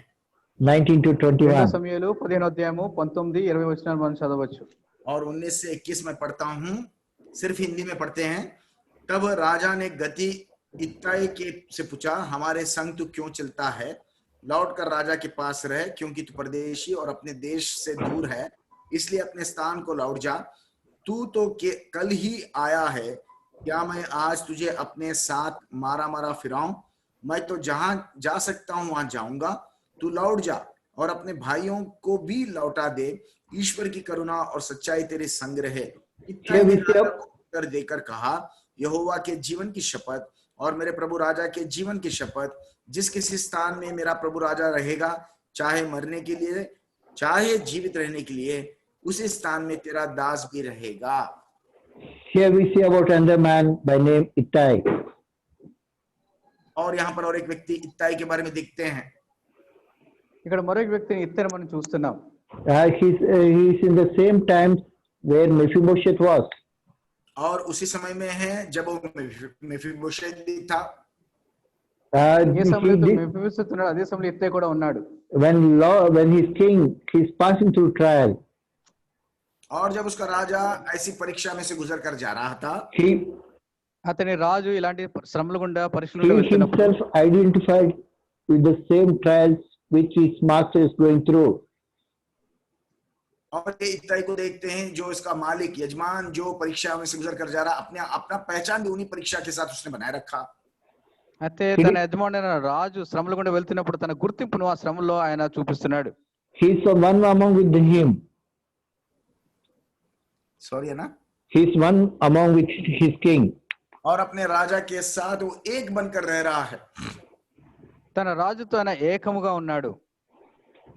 King David said, राजा दाऊद कहता है, verse 20, అంటున్నాడు, why goest thou with me, whereas thou hast come yesterday, and today should I make you to go with me, and I don't know whither I go, and when I return, please go back, the Lord be with you. और 20 वचन में कहता है, तू तो कल ही आया है, क्या मैं आज तुझे अपने साथ मारा मारा फिराऊं? मैं तो जहां जा सकूंगा वहां जाऊंगा, तू लौट जा और अपने भाइयों को भी लौटा दे। ईश्वर की करुणा और सच्चाई तेरी संग रहे। నిన్ననే వచ్చిన నీకు ఎక్కడికి పోదమో తెలియక ఉన్న మాతో కూడా ఈ తిరుగులాట ఎందుకు? నువ్వు తిరిగి నీ సహోదరుని తోడుకుని పోము, కృపా సత్యమును నీకు తోడుగా ఉండును గాక అని చెప్పగా, I am accustomed to this walk, king is saying. The king is saying, I am accustomed to this walk. और इस चाल के साथ तो मेरी आदत सी हो गई है। అయితే ఈ యొక్క పరిస్థితులు లేకపోతే ఈ తిరుగులాట నాకు అలవాటైపోయింది. I have from my childhood I have been doing this. I am been walking. मेरे छुटपन से मैं जो जंगल में इधर उधर भटका फिरता रहता था। నేను బాల్యం నుండి అరణ్యములో అటు ఇటు తిరుగుతూ ఉన్నవాడిని. My even Saul, he had to flee before him into the woods. और शाऊल के सामने से भी मैं भागकर चला गया, तो ऐसे ही जंगल में फिरता रहता था। ఆ సౌలు దగ్గర నుంచి పారిపోయినప్పుడు కూడా అరణ్యంలో అలాగే తిరుగుతూ ఉండేవాడిని. You are a newcomer, Ittai. तुम तो नया नया कल ही आए हो। అయితే ఇత్తయి నీవైతే నిన్ననే వచ్చి ఉన్నావు. Why should you take all this pains with me? और इन सारे दुखों का उपभोग तुम मेरे साथ क्यों करना चाहिए? అయితే ఈ దుఃఖంలన్నీ నాతో ఎందుకు నువ్వు సహిస్తావు? Please return. The Lord be with you. The Lord's mercy be with you. तू लौट जा, परमेश्वर की करुणा तेरे संग रहे कहता है। Verse 21. తిరిగి వెళ్ళిపో, కృపా సత్యం నీకు తోడుగా ఉండును గాక. Verse 21. Shall we read all together? और 21 वचन सब साथ मिलकर पढ़ेंगे। ఇత్తైనే వచనాన్ని రాజా Ittai answered the king and said, the Lord liveth, and as my Lord the king liveth. Surely in what place my Lord and the king be, whether in death or in death, even there also thy servant be. See what a commitment he has towards his master. अपने यजमान के प्रति कितनी एक निष्ठा को बना के रखा देखिएगा। తన యజమాని పట్ల ఎంత గొప్ప ఆశ కలిగి ఉన్నాడు చూడండి. See, he said, whether in death or in life, I will be with you. I will be identified with you. और चाहे जीवन हो या मृत्यु हो, मेरी पहचान में तेरे ही साथ बनाए रखूंगा कहता है।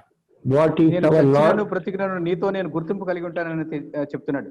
What is our loyalty to the Lord and to his people? और प्रभु के प्रति और उसकी प्रजा के प्रति अपनी चाहत या फिर अपनी निष्ठा कैसी है? అయితే దేవుని పట్ల దేవుని ప్రజల పట్ల మనకి ఇష్టం లేక మన ప్రేమ ఎలా ఉంది? Mephibosheth, he has shown this loyalty to his master, to his king, the one who had mercy upon him. और इत्ताई के विषय में हम देखते हैं कैसे उसने अपने मालिक यजमान के प्रति, राजा के प्रति उसने इस निष्ठा को, अपने प्रेम को उसने प्रकट किया है। ఏ విధంగా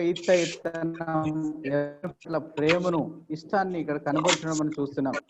Even Mephibosheth also had the same loyalty with his master. और मेफीबोशेत के जीवन में भी देखते हैं ऐसे ही प्रेम को और निष्ठा को जो अपने यजमान के प्रति उसने बनाए रखा। మెఫీబోషెతు విషయంలో కూడా మనము తన యజమాని పట్ల తన రాజు పట్ల అలాంటి ఆశను ఇష్టాన్ని కలిగినట్టుగా మనం చూస్తున్నాం. That's why he did not trim himself, he did not wash himself. He was waiting for his master's arrival. और इसलिए हम देखते हैं किस तरीके से वो ना तो नहाया, खाया, पिया, अपने यजमान के लौटने के लिए वो बाट जो रहा था। ఈ విధంగా మనం చూస్తున్నాం, అతడు గడ్డము కత్తిరించుకొని లేదు, కాలు కొడుకుని లేదు, ఏమాత్రం కూడా సంతోషంగా లేనట్టుగా తన యజమాని విషయంలో ఎదురు చూస్తున్నట్టుగా మనం చూస్తున్నాం. What is our attitude towards our master in this world? Our life in this world towards him and his appearing. और इस पृथ्वी में जब अपने जीवनों को व्यतीत कर रहे हैं तो हमारी रवैया हमारे उद्धारकर्ता प्रभु के लौटने के विषय में कैसी बनी रही है? అయితే ఈ లోకంలో మనం ఉన్నప్పుడు మన యజమానుడు మన రాజైన ప్రభు యేసుక్రీస్తు తిరిగి వచ్చినప్పుడు ఆయన పట్ల ఎలాంటి అభిప్రాయం మనం కలిగి ఉన్నాం, ఎలాంటి ఆశ మనం కలిగి ఉన్నాం?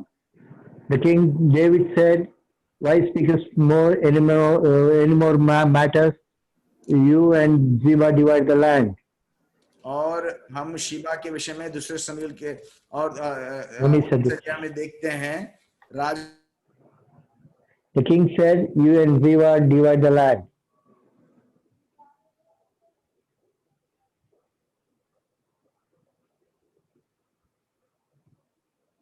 Net है? Net. 29 में राजा ने कहा और सेवा भूमि को बांट लो। వచనంలో సీబా కోసం క్షమించమని అడుగుతున్నాడు. So Mephibosheth said, verse 30, shall we read all together? మెఫీబోషెతు విషయంలో మనం 30 వచనం మనం అందరం కలిసి చదువుకుందాం. Mephibosheth said unto the king, here let him take all, for as much as my lord the king is come again in peace unto his own house.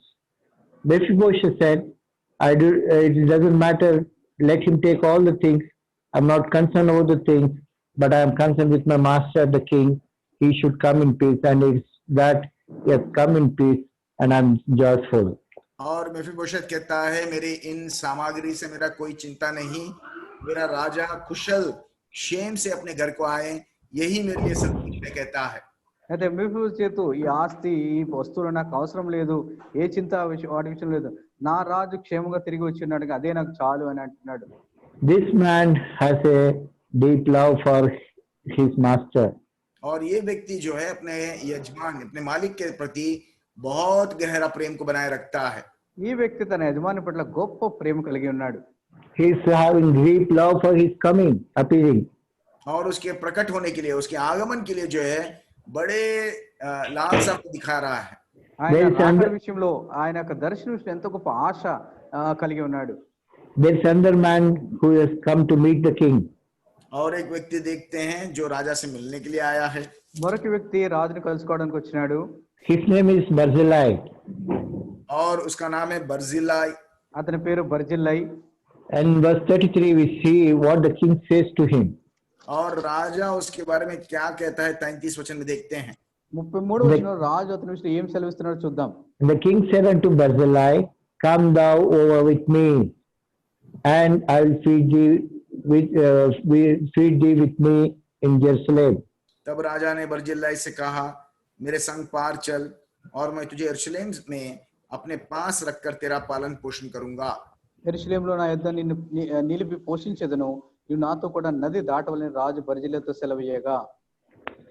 What will be our commendation when the king comes?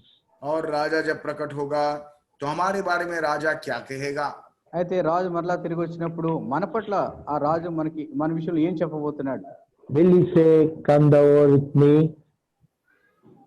क्या हमारे बारे में कहेगा कि तू मेरे संग चला भीतर आ कर कहेगा? అయితే మన విషయంలో ఆయన నాతో కలిసి రా అని ఆయన చెప్పగలడా? Come thou over with me to New Jerusalem, I'll feed you, I'll replenish you there. और राजा क्या कहेगा कि मेरे संग नए यरूशलेम में आ जा, मैं तेरा पालन पोषण करूंगा कर क्या राजा कहेगा? రాజు నాతో కలిసి నూతన యెరూషలేముకు రా, నేను నిన్ను పోషించేదను అని చెప్పగలడా? Who is this Barzillai? और यहाँ पर बर्जिल्लाई के विषय में ऐसा हम देखते हैं। అయితే ఈ బర్జిల్లై ఎవరు అని మనం చూసినప్పుడు Verse 32 says, 32 वचन कहता है बर्जिल्ला कौन है? 32 వచనంలో చూస్తున్నాం బర్జిల్లై ఎవరని. kindly read over. बर्जिल्लाई तो वृद्ध पुरुष था, अर्थात 80 वर्ष की आयु का था। जब तक राजा महनेम में रहा तब तक वह उसका पालन पोषण करता रहा, क्योंकि वह बहुत धनी था। బర్జిల్లై 80 సంవత్సరాల వయసు కలిగి బహు ముసలివాడై ఉండెను. అతడు అధిక ఐశ్వర్యవంతుడు కనుక రాజు కుహానయంలో ఉండగా అతనికి భోజన పదార్థములను పంపించు వచ్చెను. Here we see about Barzillai. He is the one who was one with the king in all his trials. और ये राजा के हर एक परीक्षा के समय में संदर्भ में ये बर्जिल्लाई जो है उसके संग संग रहते हुए देखते हैं। ఈ రాజు యొక్క ప్రతి పరిస్థితిలో ప్రతి సమస్యలో కూడా రాజుతో నిత్యము కలిసినట్టుగా మనం చూస్తున్నాం. He was supporting him and he was sharing all his burdens. और उसको संभाल रहा था, उसका सहायता करते हुए उसके सारे बोझ को जो है अपने कंधे पे उसने साथ उठा लिया था। రాజుతో సహవాసం చేస్తూ సహాయం చేస్తూ ఆ బాధ్యతలన్నింటినీ కూడా తన మీద వేసుకున్నాడు. To such a man this commendation comes, come thou over with me, I'll feed thee with me in Jerusalem. और ऐसे व्यक्ति के साथ प्रभु जो है राजा जो है बर्ताव करते कहता है, तू मेरे संग पार चल और मैं तुझे यरूशलेम में अपने पास रखकर तेरा पालन पोषण करूंगा। అంటే అలాంటి వ్యక్తితో రాజు అంటున్నాడు, నేను నిన్ను పోషించేదను, నువ్వు నాతో కూడా నది దాటవలని బర్జిల్లైతో రాజు చెప్తున్నాడు. But what did Barzillai say? बर्जिल्लाई क्या कहता है देखिएगा, ఇక్కడ బర్జిల్లై ఏమంటున్నాడు చూడండి. 37 वचन में पढ़ता हूँ। 37 వచనము. अपने दास को लौटने दे कि मैं अपने ही नगर में अपने माता पिता की कब्रिस्तान के पास मरूं, परंतु तेरा दास किहाम उपस्थित है, मेरे प्रभु राजा के संग वह पार जाए और जैसा तुझे भाए वैसा ही उससे व्यवहार करना। నేను నా ఊరి యందుండి మరణమైన తల్లిదండ్రుల సమాధి యందు పాతిపెట్టబడుటకే అచ్చటికి తిరిగిపోనట్లు నీ దాసుడే నాకు సెలవిమ్ము, చిత్తగించుము. నీ దాసుడు కింహాము నా ఏలువాడనకు రాజు నీతో కూడా వచ్చుటకు సెలవిమ్ము. నీ దృష్టికి ఏది అనుకూలమో దానిని అతనికి చేయమని మనం చేయగా. Here we see about Barzillai, he is not counting anything great of himself. और यहाँ पर बर्जिल्लाई को देखते हैं, अपने बारे में वो कोई ऊंचे ऐसी कल्पना नहीं रखता है। అయితే ఇక్కడ బర్జిల్లై విషయంలో చూసినప్పుడు తన విషయంలో ఏది కూడా తనకంటే గొప్పగా ఏమి కూడా చూసుకోవడం లేదు. I have done much help for the king and it's my time that I should enjoy the king's blessing. ऐसा नहीं कहता है कि मैंने प्रभु की बहुत बड़ी सहायता की है, अब मैं प्रभु से इन बातों की आनंद उपभोग करूंगा, ऐसा नहीं कहता है। అయితే నేను రాజుకి ఎంతో సహాయం చేస్తున్నాను కనుక దాన్ని బట్టి నేను ఆశీర్వదించబడాలని అలాంటి ఆశలు కనబడడం లేదు. but he says, let Kimham have this privilege. और वो कहता है तेरा दास किमहाम जो है इस आनंद का या फिर इस सौभाग्य का उपभोग करें। అయితే ఇక్కడ నీ దాసుడు కింహాము దాన్ని అనుభవించును గాక అని ఇక్కడ అంటున్నాడు. When the Lord is coming, हमारा प्रभु आ रहा है। మన ప్రభు రాబోతున్నాడు. when the Lord comes, he will say, the king shall say to the people, when he sits on the throne of glory, और हमारा राजा जब अपने सिंहासनारूढ़ होकर बैठेगा तो अपने महिमित उस सिंहासन से वो अपनी प्रजा से ऐसा कहने वाला है। అయితే మన రాజు సింహాసనాసనపై కూర్చున్నప్పుడు తన ప్రజలతో ఈ విధంగా ఆయన సెలవిస్తాడు. Matthew 25, we are reminded that he is going to sit on the throne of his glory, और मत्ती and all people should be gathered before him. और मत्ती रचित सुसमाचार 25 अध्याय में हमको स्मरण दिलाया जाता है कि वो महिमित सिंहासन पे आरूढ़ होकर सारी प्रजा को उसके सामने ठहराया जाएगा। మత్తయి సువార్త 20వ అధ్యాయంలో ఆయన సింహాసనం ఆసీనుడై ఉన్నప్పుడు తన ప్రజలందరితో ఈ విధంగా ఆయన సెలవిస్తాడు. All the people will be gathered and they will be divided into two parts, sheep on the right side and goats on the left side. और हम देखते हैं जब वो सिंहासन पर विराजमान होगा सब जातियां उसके सामने इकट्ठा की जाएंगी। और 32 वचन में हम देखते हैं कि उसके सामने दो लोग अलग कर दिए जाएंगे, एक तरफ जो है भेड़े और एक तरफ जो है बकरे जो है इकट्ठा किए जाएंगे। అప్పుడు 32 వచనంలో రాజు సింహాసనం ఆసీనుడైనప్పుడు అక్కడ సమస్త జనములు ఆయన ఎదుట పోగు చేయబడుదురు. అప్పుడు గొర్రెల ఒకవైపు మేకల వైపు ఒకవైపు వేరు చేసినట్లు మనం చూస్తున్నాం. The king shall say in verse 34, blessed of my father, inherit the kingdom for you, which king God has prepared for you even from the foundation of the world. और मत्ती रचित सुसमाचार 25 अध्याय के 34 वचन में हम देखते हैं तब राजा अपनी दाहिनी ओर वालों से कहेगा, हे मेरे पिता के धन्य लोगों, आओ उस राज्य के अधिकारी हो जाओ जो जगत के आदि से तुम्हारे लिए तैयार किया गया है। మత్తయి సువార్త 25వ అధ్యాయం 34వ వచనంలో అప్పుడు రాజు తన కుడివైపున ఉన్న వారిని చూచి, నా తండ్రి చేత ఆశీర్వదింపబడిన వారులారా రండి, లోకం పుట్టినది మొదలుకొని మీ కొరకు సిద్ధపరచబడిన రాజ్యంను స్వతంత్రించుకొనుడి. Then the Lord will say, I was hungry, you gave me meat. और राजा कहेगा कि मैं भूखा था, तुमने मुझे खाना दे दिया। I was thirsty, you gave me drink. నా భోజనం పెట్టితిరి. I was thirsty, you gave me drink. मैं प्यासा था, तुमने मुझे पानी पिलाया। నేను దప్పుకుంటే నాకు దాహం ఇచ్చితిరి. I was a stranger, you took upon me. और मैं परदेशी था और तुमने मुझे अपने घर में ठहराया। నేను పరదేశినై ఉంటిని, నన్ను చేర్చుకుంటిరి. Shall we read 37, 38 and 39? और 37, 38 और 39 वचन हम पढ़ेंगे। 37, 38, 39 వచనం చదువుకుందాం. अपने अपनी भाषा में आप पढ़िएगा, सब మీ अपने భాషలో ఈ వాక్యాలను చదువుకోండి.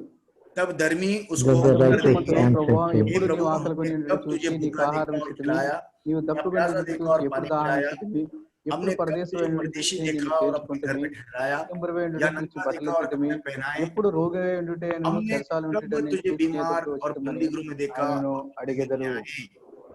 See, the people who are commended by the Lord have this nature. और प्रभु से प्रशंसा पाने वाले लोग ये स्वभाव को बनाए रखते हैं। The one ప్రభు యొద్ద నుండి మెప్పు పొందువారు ఇలాంటి స్వభావం కలిగి ఉంటారు. who are invited for that New Jerusalem have this nature. और नए यरूशलेम में जो निमंत्रण पाए जाने वाले हैं वो लोग जो है ऐसे स्वभाव को बनाए रखते हैं। ఎవరైతే నూతన విషయంలో ఆహ్వానం పొందుతారో వారు ఇలాంటి స్వభావం కలిగి ఉంటారు. Lord, what we have done for you? वो प्रभु जी हमने तुम्हारे लिए क्या ही किया कर रखा है। ప్రభువా, మేము నీ కోసం ఏం చేసినాం? On the other hand, they would say, Lord, you have gave your life for me. In return, what did I do for you? और बदले में वो कहेंगे, प्रभु जी तुमने तो मेरे लिए अपना प्राण बलिदान कर दिया है, हमने तुम्हारे लिए क्या कर रखा है। దానికి బదులుగా వారు ఏమంటారు, ప్రభువా మీరైతే నా కోసం ప్రాణం ఇచ్చినారు, దానికి బదులుగా మేమేం చేసినాం? Lord, it's not any credit of mine. It's what all you have done for me, and I have not done the rightful thing, the worthy thing for you. और प्रभु जी हमारी तो काबिलियत या तो फिर हमारी कुछ भी काम नहीं है, जो कुछ तुमने किया सब कुछ तुमने हमारे लिए प्रबंध किया, लौटाकर हमने तो तुम्हारे लिए कुछ भी नहीं किया है। అయితే ప్రభువా మేము ఏమీ చేయలేదు, ఏదైతే మీరు మాకు చేసినారో ఏదైతే ఇచ్చినారో దానిలో మేము తిరిగి మీకు ఇచ్చినామని వారు ఈ విధంగా చెప్తారు. Barzillai counts no credit for himself. और बर्जिल्लाई को देखिएगा, अपने खुद के लिए वो कोई प्रशंसा या फिर कोई लाभ नहीं चाहता है। He is బర్జిల్లై coming. విషయంలో మనం చూసినప్పుడు ఏ మాత్రం కూడా తన కోసం ప్రశంసను కానీ మెప్పును కానీ పొందడం లేదు. The king is coming. राजा आ रहा है రాజు రాబోతున్నాడు. The king wants to come. और राजा लौट कर आना चाहता है। రాజు తిరిగి రావాలనుకుంటున్నాడు. The king who loved us, who gave himself for us. और वो राजा जिसने हमसे प्रेम किया और अपने आप को बलिदान कर कर समर्पित कर दिया है। ఆ రాజు మన కోసం ప్రాణం పెట్టి తను అప్పగించుకున్న రాజు రాబోతున్నాడు. The one who delivered us from all our enemies, the one who is delivering us from all our enemies and shall deliver us from all our enemies. और वो राजा जिसने हमें सब शत्रुओं के हाथों से छुटकारा दिया और शत्रुओं के हाथों से लगातार छुटकारा देता रहेगा। ఆ రాజు భయంకరమైన శత్రువును విడిపించినాడు, నిరంతరం ఆయన విడిపించేవాడుగా ఉంటున్నాడు. And he is coming. How are we going to meet him? और जब वो लौट कर आएगा तो तुम उसका सामना कैसे कर पाएंगे? ఆయన తిరిగి వచ్చినప్పుడు మనం ఆయనను ఎలా ఎదుర్కోబోతున్నాం? He is the one who loved us, who gave himself for us. He is our bone and flesh. और वो जिसने हमसे प्रेम किया और अपने आप को हमारे लिए सौंप दिया, वही हमारा मांस और हड्डी है। అయితే ఎవరైతే ఆయన తను మన కోసం అప్పగించుకున్నాడో, ఎవరైతే ఆయన విడిపించినాడో ఆయన మన రక్త మాంసమై ఉన్నాడు. And are we prepared to meet him? Are we prepared to say, "Come, Lord Jesus Christ"? Even so, Amen. क्या हम उससे मुलाकात करने के लिए तैयार है? क्या उसके आगमन के विषय में हे प्रभु तुम शीघ्र आओ आमीन कर कर कहने वाले हम दिखाई देते हैं? ఆయన Are we ఎదురుగా like మనం సిద్ధంగా Shimei? ఉన్నామా? ప్రభువా త్వరగా రమ్మని ఆమేన్ చెప్పడానికి మనం సిద్ధంగా ఉన్నామా?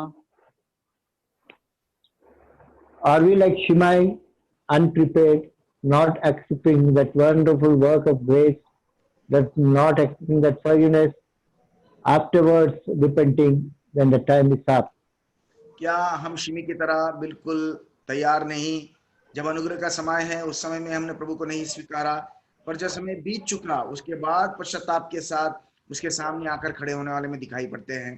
సిమి వలె మనం సిద్ధపడకుండా ఆ కృపా సమయం పోయినప్పుడు ఆయన దగ్గర క్షమాపణ అడిగే వారుగా ఉంటున్నామా? Are we like Mephibosheth and Ittai, identify ourselves with him and be prepared for his coming? क्या हम इत्ताई और मेफीबोशेत के समान हैं, जो हम अपने आप का हम अपने खुद के पहचान को हमारे प्रभु के साथ बनाए रखते हैं और उसके आगमन के लिए बिल्कुल लालसा के साथ बाट जोने वाले हैं? లేక మనం ఇత్తై మెఫీబోషెతులో ఉన్నామా? మన గుర్తింపును ఆయనతో ఆయన శ్రమలో మనం గుర్తించబడి ఆయన కోసం ఎదురు చూసి ఆశ కలిగే వారుగా మనం ఉన్నామా? Lord is very much displeased about the people who are mingled with this world and denying the Lord. और प्रभु जो है उन लोगों से असंतृप्त है जो जगत संसार से मिलकर उनमें घुल मिलकर वो प्रभु को जो है इस समय में इनकार करने वालों में गिने जाते हैं। అయితే ప్రభు లోకంలో కలిసిపోయి లోకంతో వారు కలిసిపోయి ప్రభుని తృణీకరించే వారి పట్ల దేవుడు ఎంతో అసంతృప్తి కలిగి ఉన్నాడు. Are we like Barzillai, receiving a commendation from the Lord, "Come thou over with me"? क्या या फिर हम उस बर्जिलाई के समान है जो प्रभु से उस प्रशंसा को पाते हैं और वो कहता है कि तुम मेरे साथ नए यरूशलेम में प्रवेश पाओ कर कर कहते हैं? లేక మనం బర్జిల్లే వలె ఆ ప్రభు చేత ఈ నూతన వర్షంలో నాతో కూడా నువ్వు ఉండుదు అని అలా చెప్పబడే వారి వల్ల గుంపులో మనం ఉన్నామా?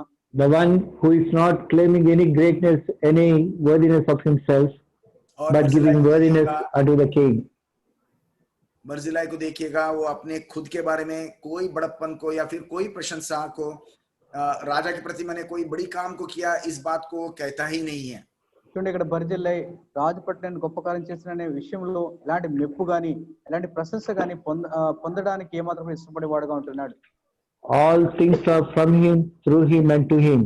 और सारी बातें उसी के द्वारा है, उसके लिए है, उसी के लिए उसके द्वारा ही हमने संप्राप्त किया है। సమస్తము ఆయన ద్వారా ఆయన కోసము ఆయననే మనకు అనుగ్రహించి ఉన్నాడు.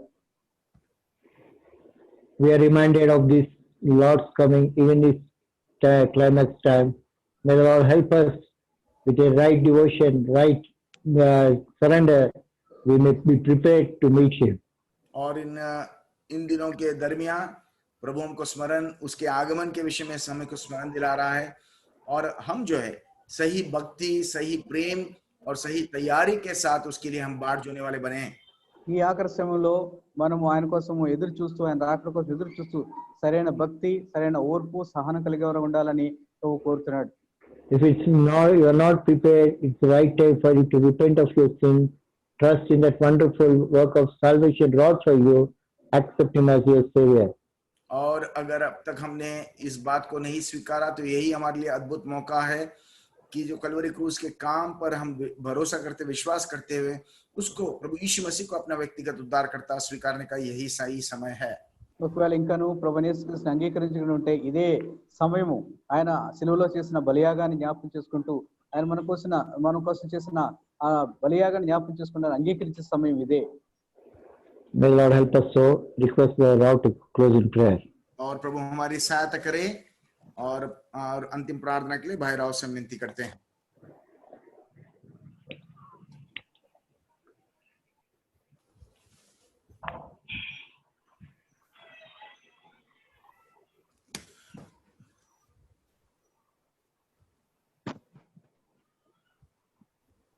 ब्रदर राव,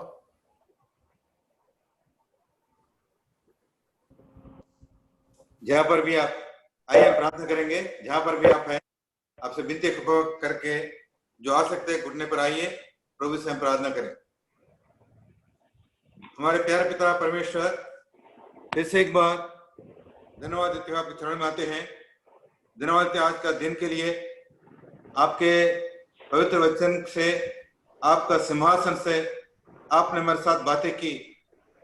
प्रभु जी, राजा दाऊद जो हमारा प्रभु यीशु मसीह का प्रतीक है, उसके विषय में आपने फिर से एक बार एक नया विचार, हमारी जो खास बात और जरूरी बात आज हमारे सामने लाया।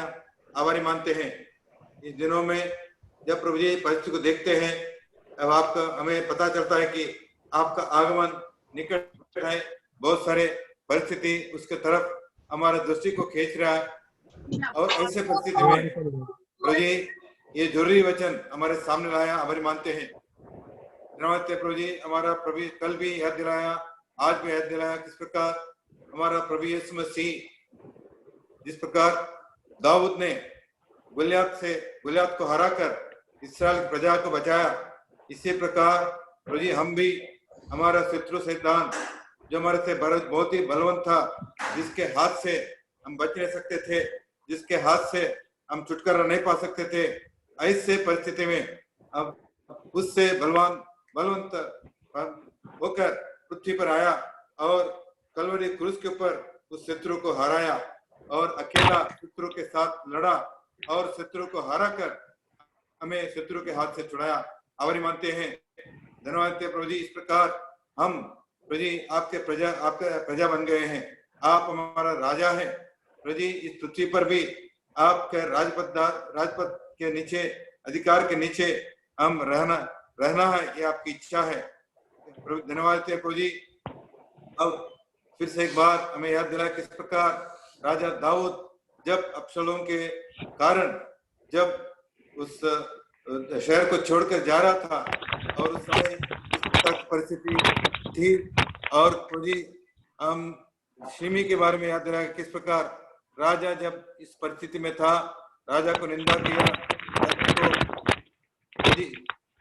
इस प्रकार पत्थर फेंका और प्रभु जी और कहा चीप हो जाओ, इस प्रकार प्रभु जी उनको इसके साथ व्यवहार किया।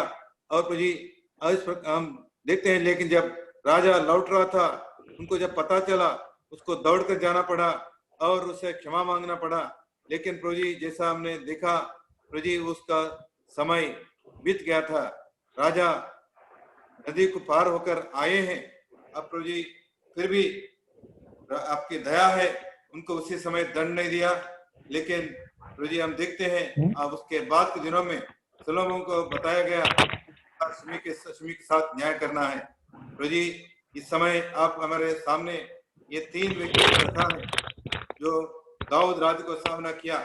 एक तो शिमी जो अपने समय को गवाया राजा का निंदा किया, राजा ने जो काम किया क्रूस का काम, उस काम को उसने प्रभु जी इनकार किया और इसी ऐसे लोगों में से था। प्रभु जी समय हम प्रभु जी ऐसे दुनिया में बहुत सारे लोग हैं, मसीह का क्रूस का काम, जो महान काम, सामर्थ्य का काम जो लोगों के पक्ष में किया, उस काम को प्रभु जी तुच्छ जानते हैं, उसको मूर्खता जानते हैं। लेकिन हम धन्यवाद के प्रभु जी, आपके बड़े दया के कारण हम प्रभु जी उस हालत में से हमको बचाया, उस काम की महानता जिसके द्वारा जो हम आशीष पाए हैं, जिसके द्वारा हम जो स्तर पे लाए गए हैं, उस पहचान में हमें लाया। आभारी मानते हैं प्रभु जी। इससे एक बार हम धन्यवाद हैं, आपने मेफीबोशेत के जीवन के बारे में हमें समझ लाया। मेफीबोशेत जो आपके दया पाया हुआ व्यक्ति है, जो एक समय वो दुश्मन का पुत्र है और एक समय लंगड़ा होकर लोदीबार में पड़ा हुआ था।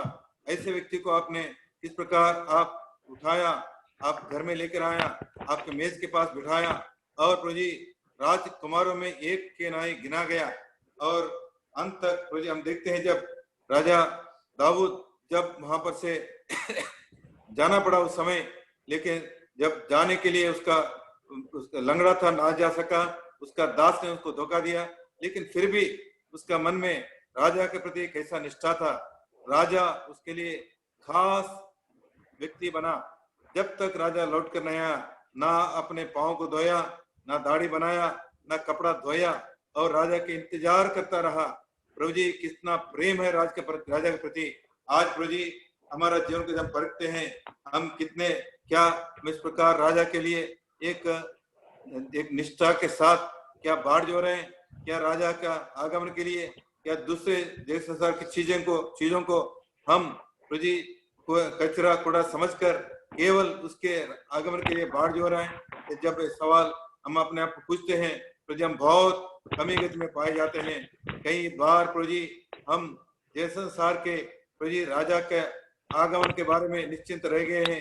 देश संसार के प्रभु जी हमारे स्वयं के बातों में हम लग गए हैं। इसलिए एक बार फिर से हमें याद दिला गया, मेफीबोशेत के नाई एक लक्ष्य के साथ राजा को प्रेम करते हुए, राजा के ऊपर नजर रखते हुए, राजा का आगमन के बाट जोते हुए और उसी के लिए हम जीवन बिताने के लिए सहायता करें।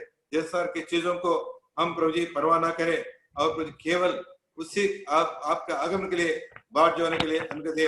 और प्रभु जी इसी के कारण प्रभु जी हम देखते हैं राजा मेफीबोशेत को जब अंत में बताया गया तू और सीबा ये संपत्ति को आधा आधा कर ले, लेकिन मेफीबोशेत की क्या जवाब थी, राजा कुशल वापस आया, ये मेरे लिए यही काफी है। क्या प्रभु जी हम इस प्रकार का जीवन गवाही हमारी है? क्या हम कह सकते हैं हमारा राजा आएगा, हम उसको मुलाकात करेंगे, उसके साथ रहेंगे, ये हमारे लिए काफी है। दूसरा कुछ भी हो जाए, कुछ भी मेरे लिए कुछ चिंता नहीं है। जिस प्रकार पौलुस कहता है फिलिप्पियों को 3 अध्याय में, प्रभु जी क्या इस प्रकार का जीवन, क्या अब जितने दुनिया के उसके कितना भी क्वालिफिकेशन है, जितना भी उसके जो बादशाह की भूमि है, सबको कचरा कूड़ा समझ रहा है। केवल एक ही बात है कि जिस विषय के लिए बुलाया गया उसको पाऊं। प्रभु जी इसी प्रकार से क्या हमारा दृष्टि भी लगे रहे, सहायता करें। और हम धन्यवाद प्रभु जी, फिर से एक बार आपने बज्जले के जीवन को भी हमारे पास लेकर आया। बज्जले यद्यपि राजा का बहुत सहायता किया, मदद किया और प्रभु जी अपने धन संपत्ति को पूरा राजा की सेवा में इस्तेमाल किया, लेकिन उसके मन में कोई विचार नहीं था कुछ बदलाव पाने के लिए। प्रभु जी इस प्रकार क्या हमारा जीवन किस प्रकार हम परखने के लिए सहायता करें। हम प्रभु जी थोड़ा कुछ भी करते हैं, हमारे मन में बहुत विचार रहते हैं, मैंने प्रभु के लिए बहुत कुछ किया, प्रभु के लोगों के पक्ष में बहुत कुछ किया, प्रभु जी क्या प्रभु हमें देगा, क्या इस प्रकार हम इंतजार में रहते हैं। प्रभु जी सहायता करे। बदले की नाई प्रभु जी हम हमारे मन में यही एक ही इच्छा रहे, मेरा प्रभु आ रहा है, मैं उसका मुलाकात करना है और तब तक मैं उसका सेवा में लगे रहूं और उसके दासों के सेवा में लगे रहूं, उसके बच्चों के सेवा में करूं, यही मनसा रखे और कोई उसके बदला अपेक्षा ना करे। इस प्रकार के जीवन बिताने के लिए मुझे हमें अनुग्रह दीजिए। धन्यवाद देते प्रभु जी, आपने एक प्रभु जी नए रीति से आप हमारे साथ बातें की। प्रभु जी हमारे जीवन को परखने के लिए, क्या हमारा जीवन शिमी के नाई है, क्या हमारा जीवन विभूषित के नाई है, और क्या बज्जिले के नाई है। प्रभु जी आपके सेवा में लगे हुए हैं। प्रभु जी हम अपने जीवन को परखने की सहायता करें। आप शीघ्र आने वाला है। आपका प्रभु जी जैसा और दूसरा समय 19 अध्याय में 3 बार बताया गया, राजा को शीघ्र लेकर आओ, राजा को शीघ्र लेकर आओ, राजा को शीघ्र लेकर आओ। और इस प्रकार प्रकाश वाक्य 22 अध्याय में भी यही बात हम देखते हैं, देखो मैं शीघ्र आ रहा हूँ, देखो मैं शीघ्र आ रहा हूँ, देखो मैं शीघ्र आने वाला हूँ। क्या प्रभु जी, क्या हम भविष्य के नहीं हम एकाग्रता के साथ आप बाढ़ जोरे और बजले के नहीं आपका सेवा में लगे हुए हैं करें। यदि नहीं तो प्रभु जी हमारी हालत क्या होगी। प्रभु जी एक दिन हमारा न्याय होगा। और प्रभु जी शिमी यद्यपि उस समय बच गया, लेकिन प्रभु जी हम देखते हैं अंत में उसका क्या अंत हुआ। उसका प्रभु जी अंत में उसका प्रभु जी मृत्यु हो गया। प्रभु जी हमारा जीवन को हम परखने के लिए सहायता करें, हम अपने आप को ठीक ठाक करें, आगमन के तैयार करें। धन्यवाद प्रभु जी समय के लिए, धन्यवाद प्रभु जी इस वचन के लिए, इस विचारों को हमारे हृदय में बनाए रखने के लिए सहायता करें, ताकि इन कष्ट के दिनों में हम बज्जिले के नहीं आपके लोगों का सेवा करें, आपके लोगों का चिंता करें, ताकि प्रभु जी जब आप आएंगे आप हमें कहेंगे, आओ मेरे प्यारे बच्चों, मेरे साथ राज को मेरे अंदर मेरे साथ राज में भागीदार हो जाओ, क्योंकि मैं भूखा था तूने खाना दिया, मैं प्यासा था तुम पीने के लिए दिया, मैं नंगा था तू कपड़ा दिया, मैं खेत में था तू मुझे मुलाकात करने के लिए आया। या प्रभु जी इस प्रकार का गवाही रखने के लिए हम सबको सहायता करें। फिर से एक बार धन्यवाद है सुंदर समय के लिए, आभारी मानते हैं प्रभु जी। फिर से एक बार हमारी प्रार्थना है गुरुवार के बाइबल ध्यान के लिए हम सबको तैयार करें, आपके दास को भी आत्मा से भरकर हमारे बीच में लेकर आए, ताकि हमें धन्य समय मिले। आभारी मानते प्रभु जी, धन्यवाद देते हुए प्रार्थना मांगते उद्धार का तारणहार प्रभु यीशु मसीह के सर्वे नाम में आमीन आमीन। हमारे अंतिम आशीष हमारे प्रभु यीशु मसीह का अनुग्रह, पिता परमेश्वर का प्रेम, पवित्र आत्मा का सौभाग्यता हम सबके साथ उसका आगमन तक बना रहे। आमीन। हे प्रभु यीशु जल्दी तू आ, बाट जोते हम तेरी, हे जल्दी तू आ, बाट जोते हम तेरे।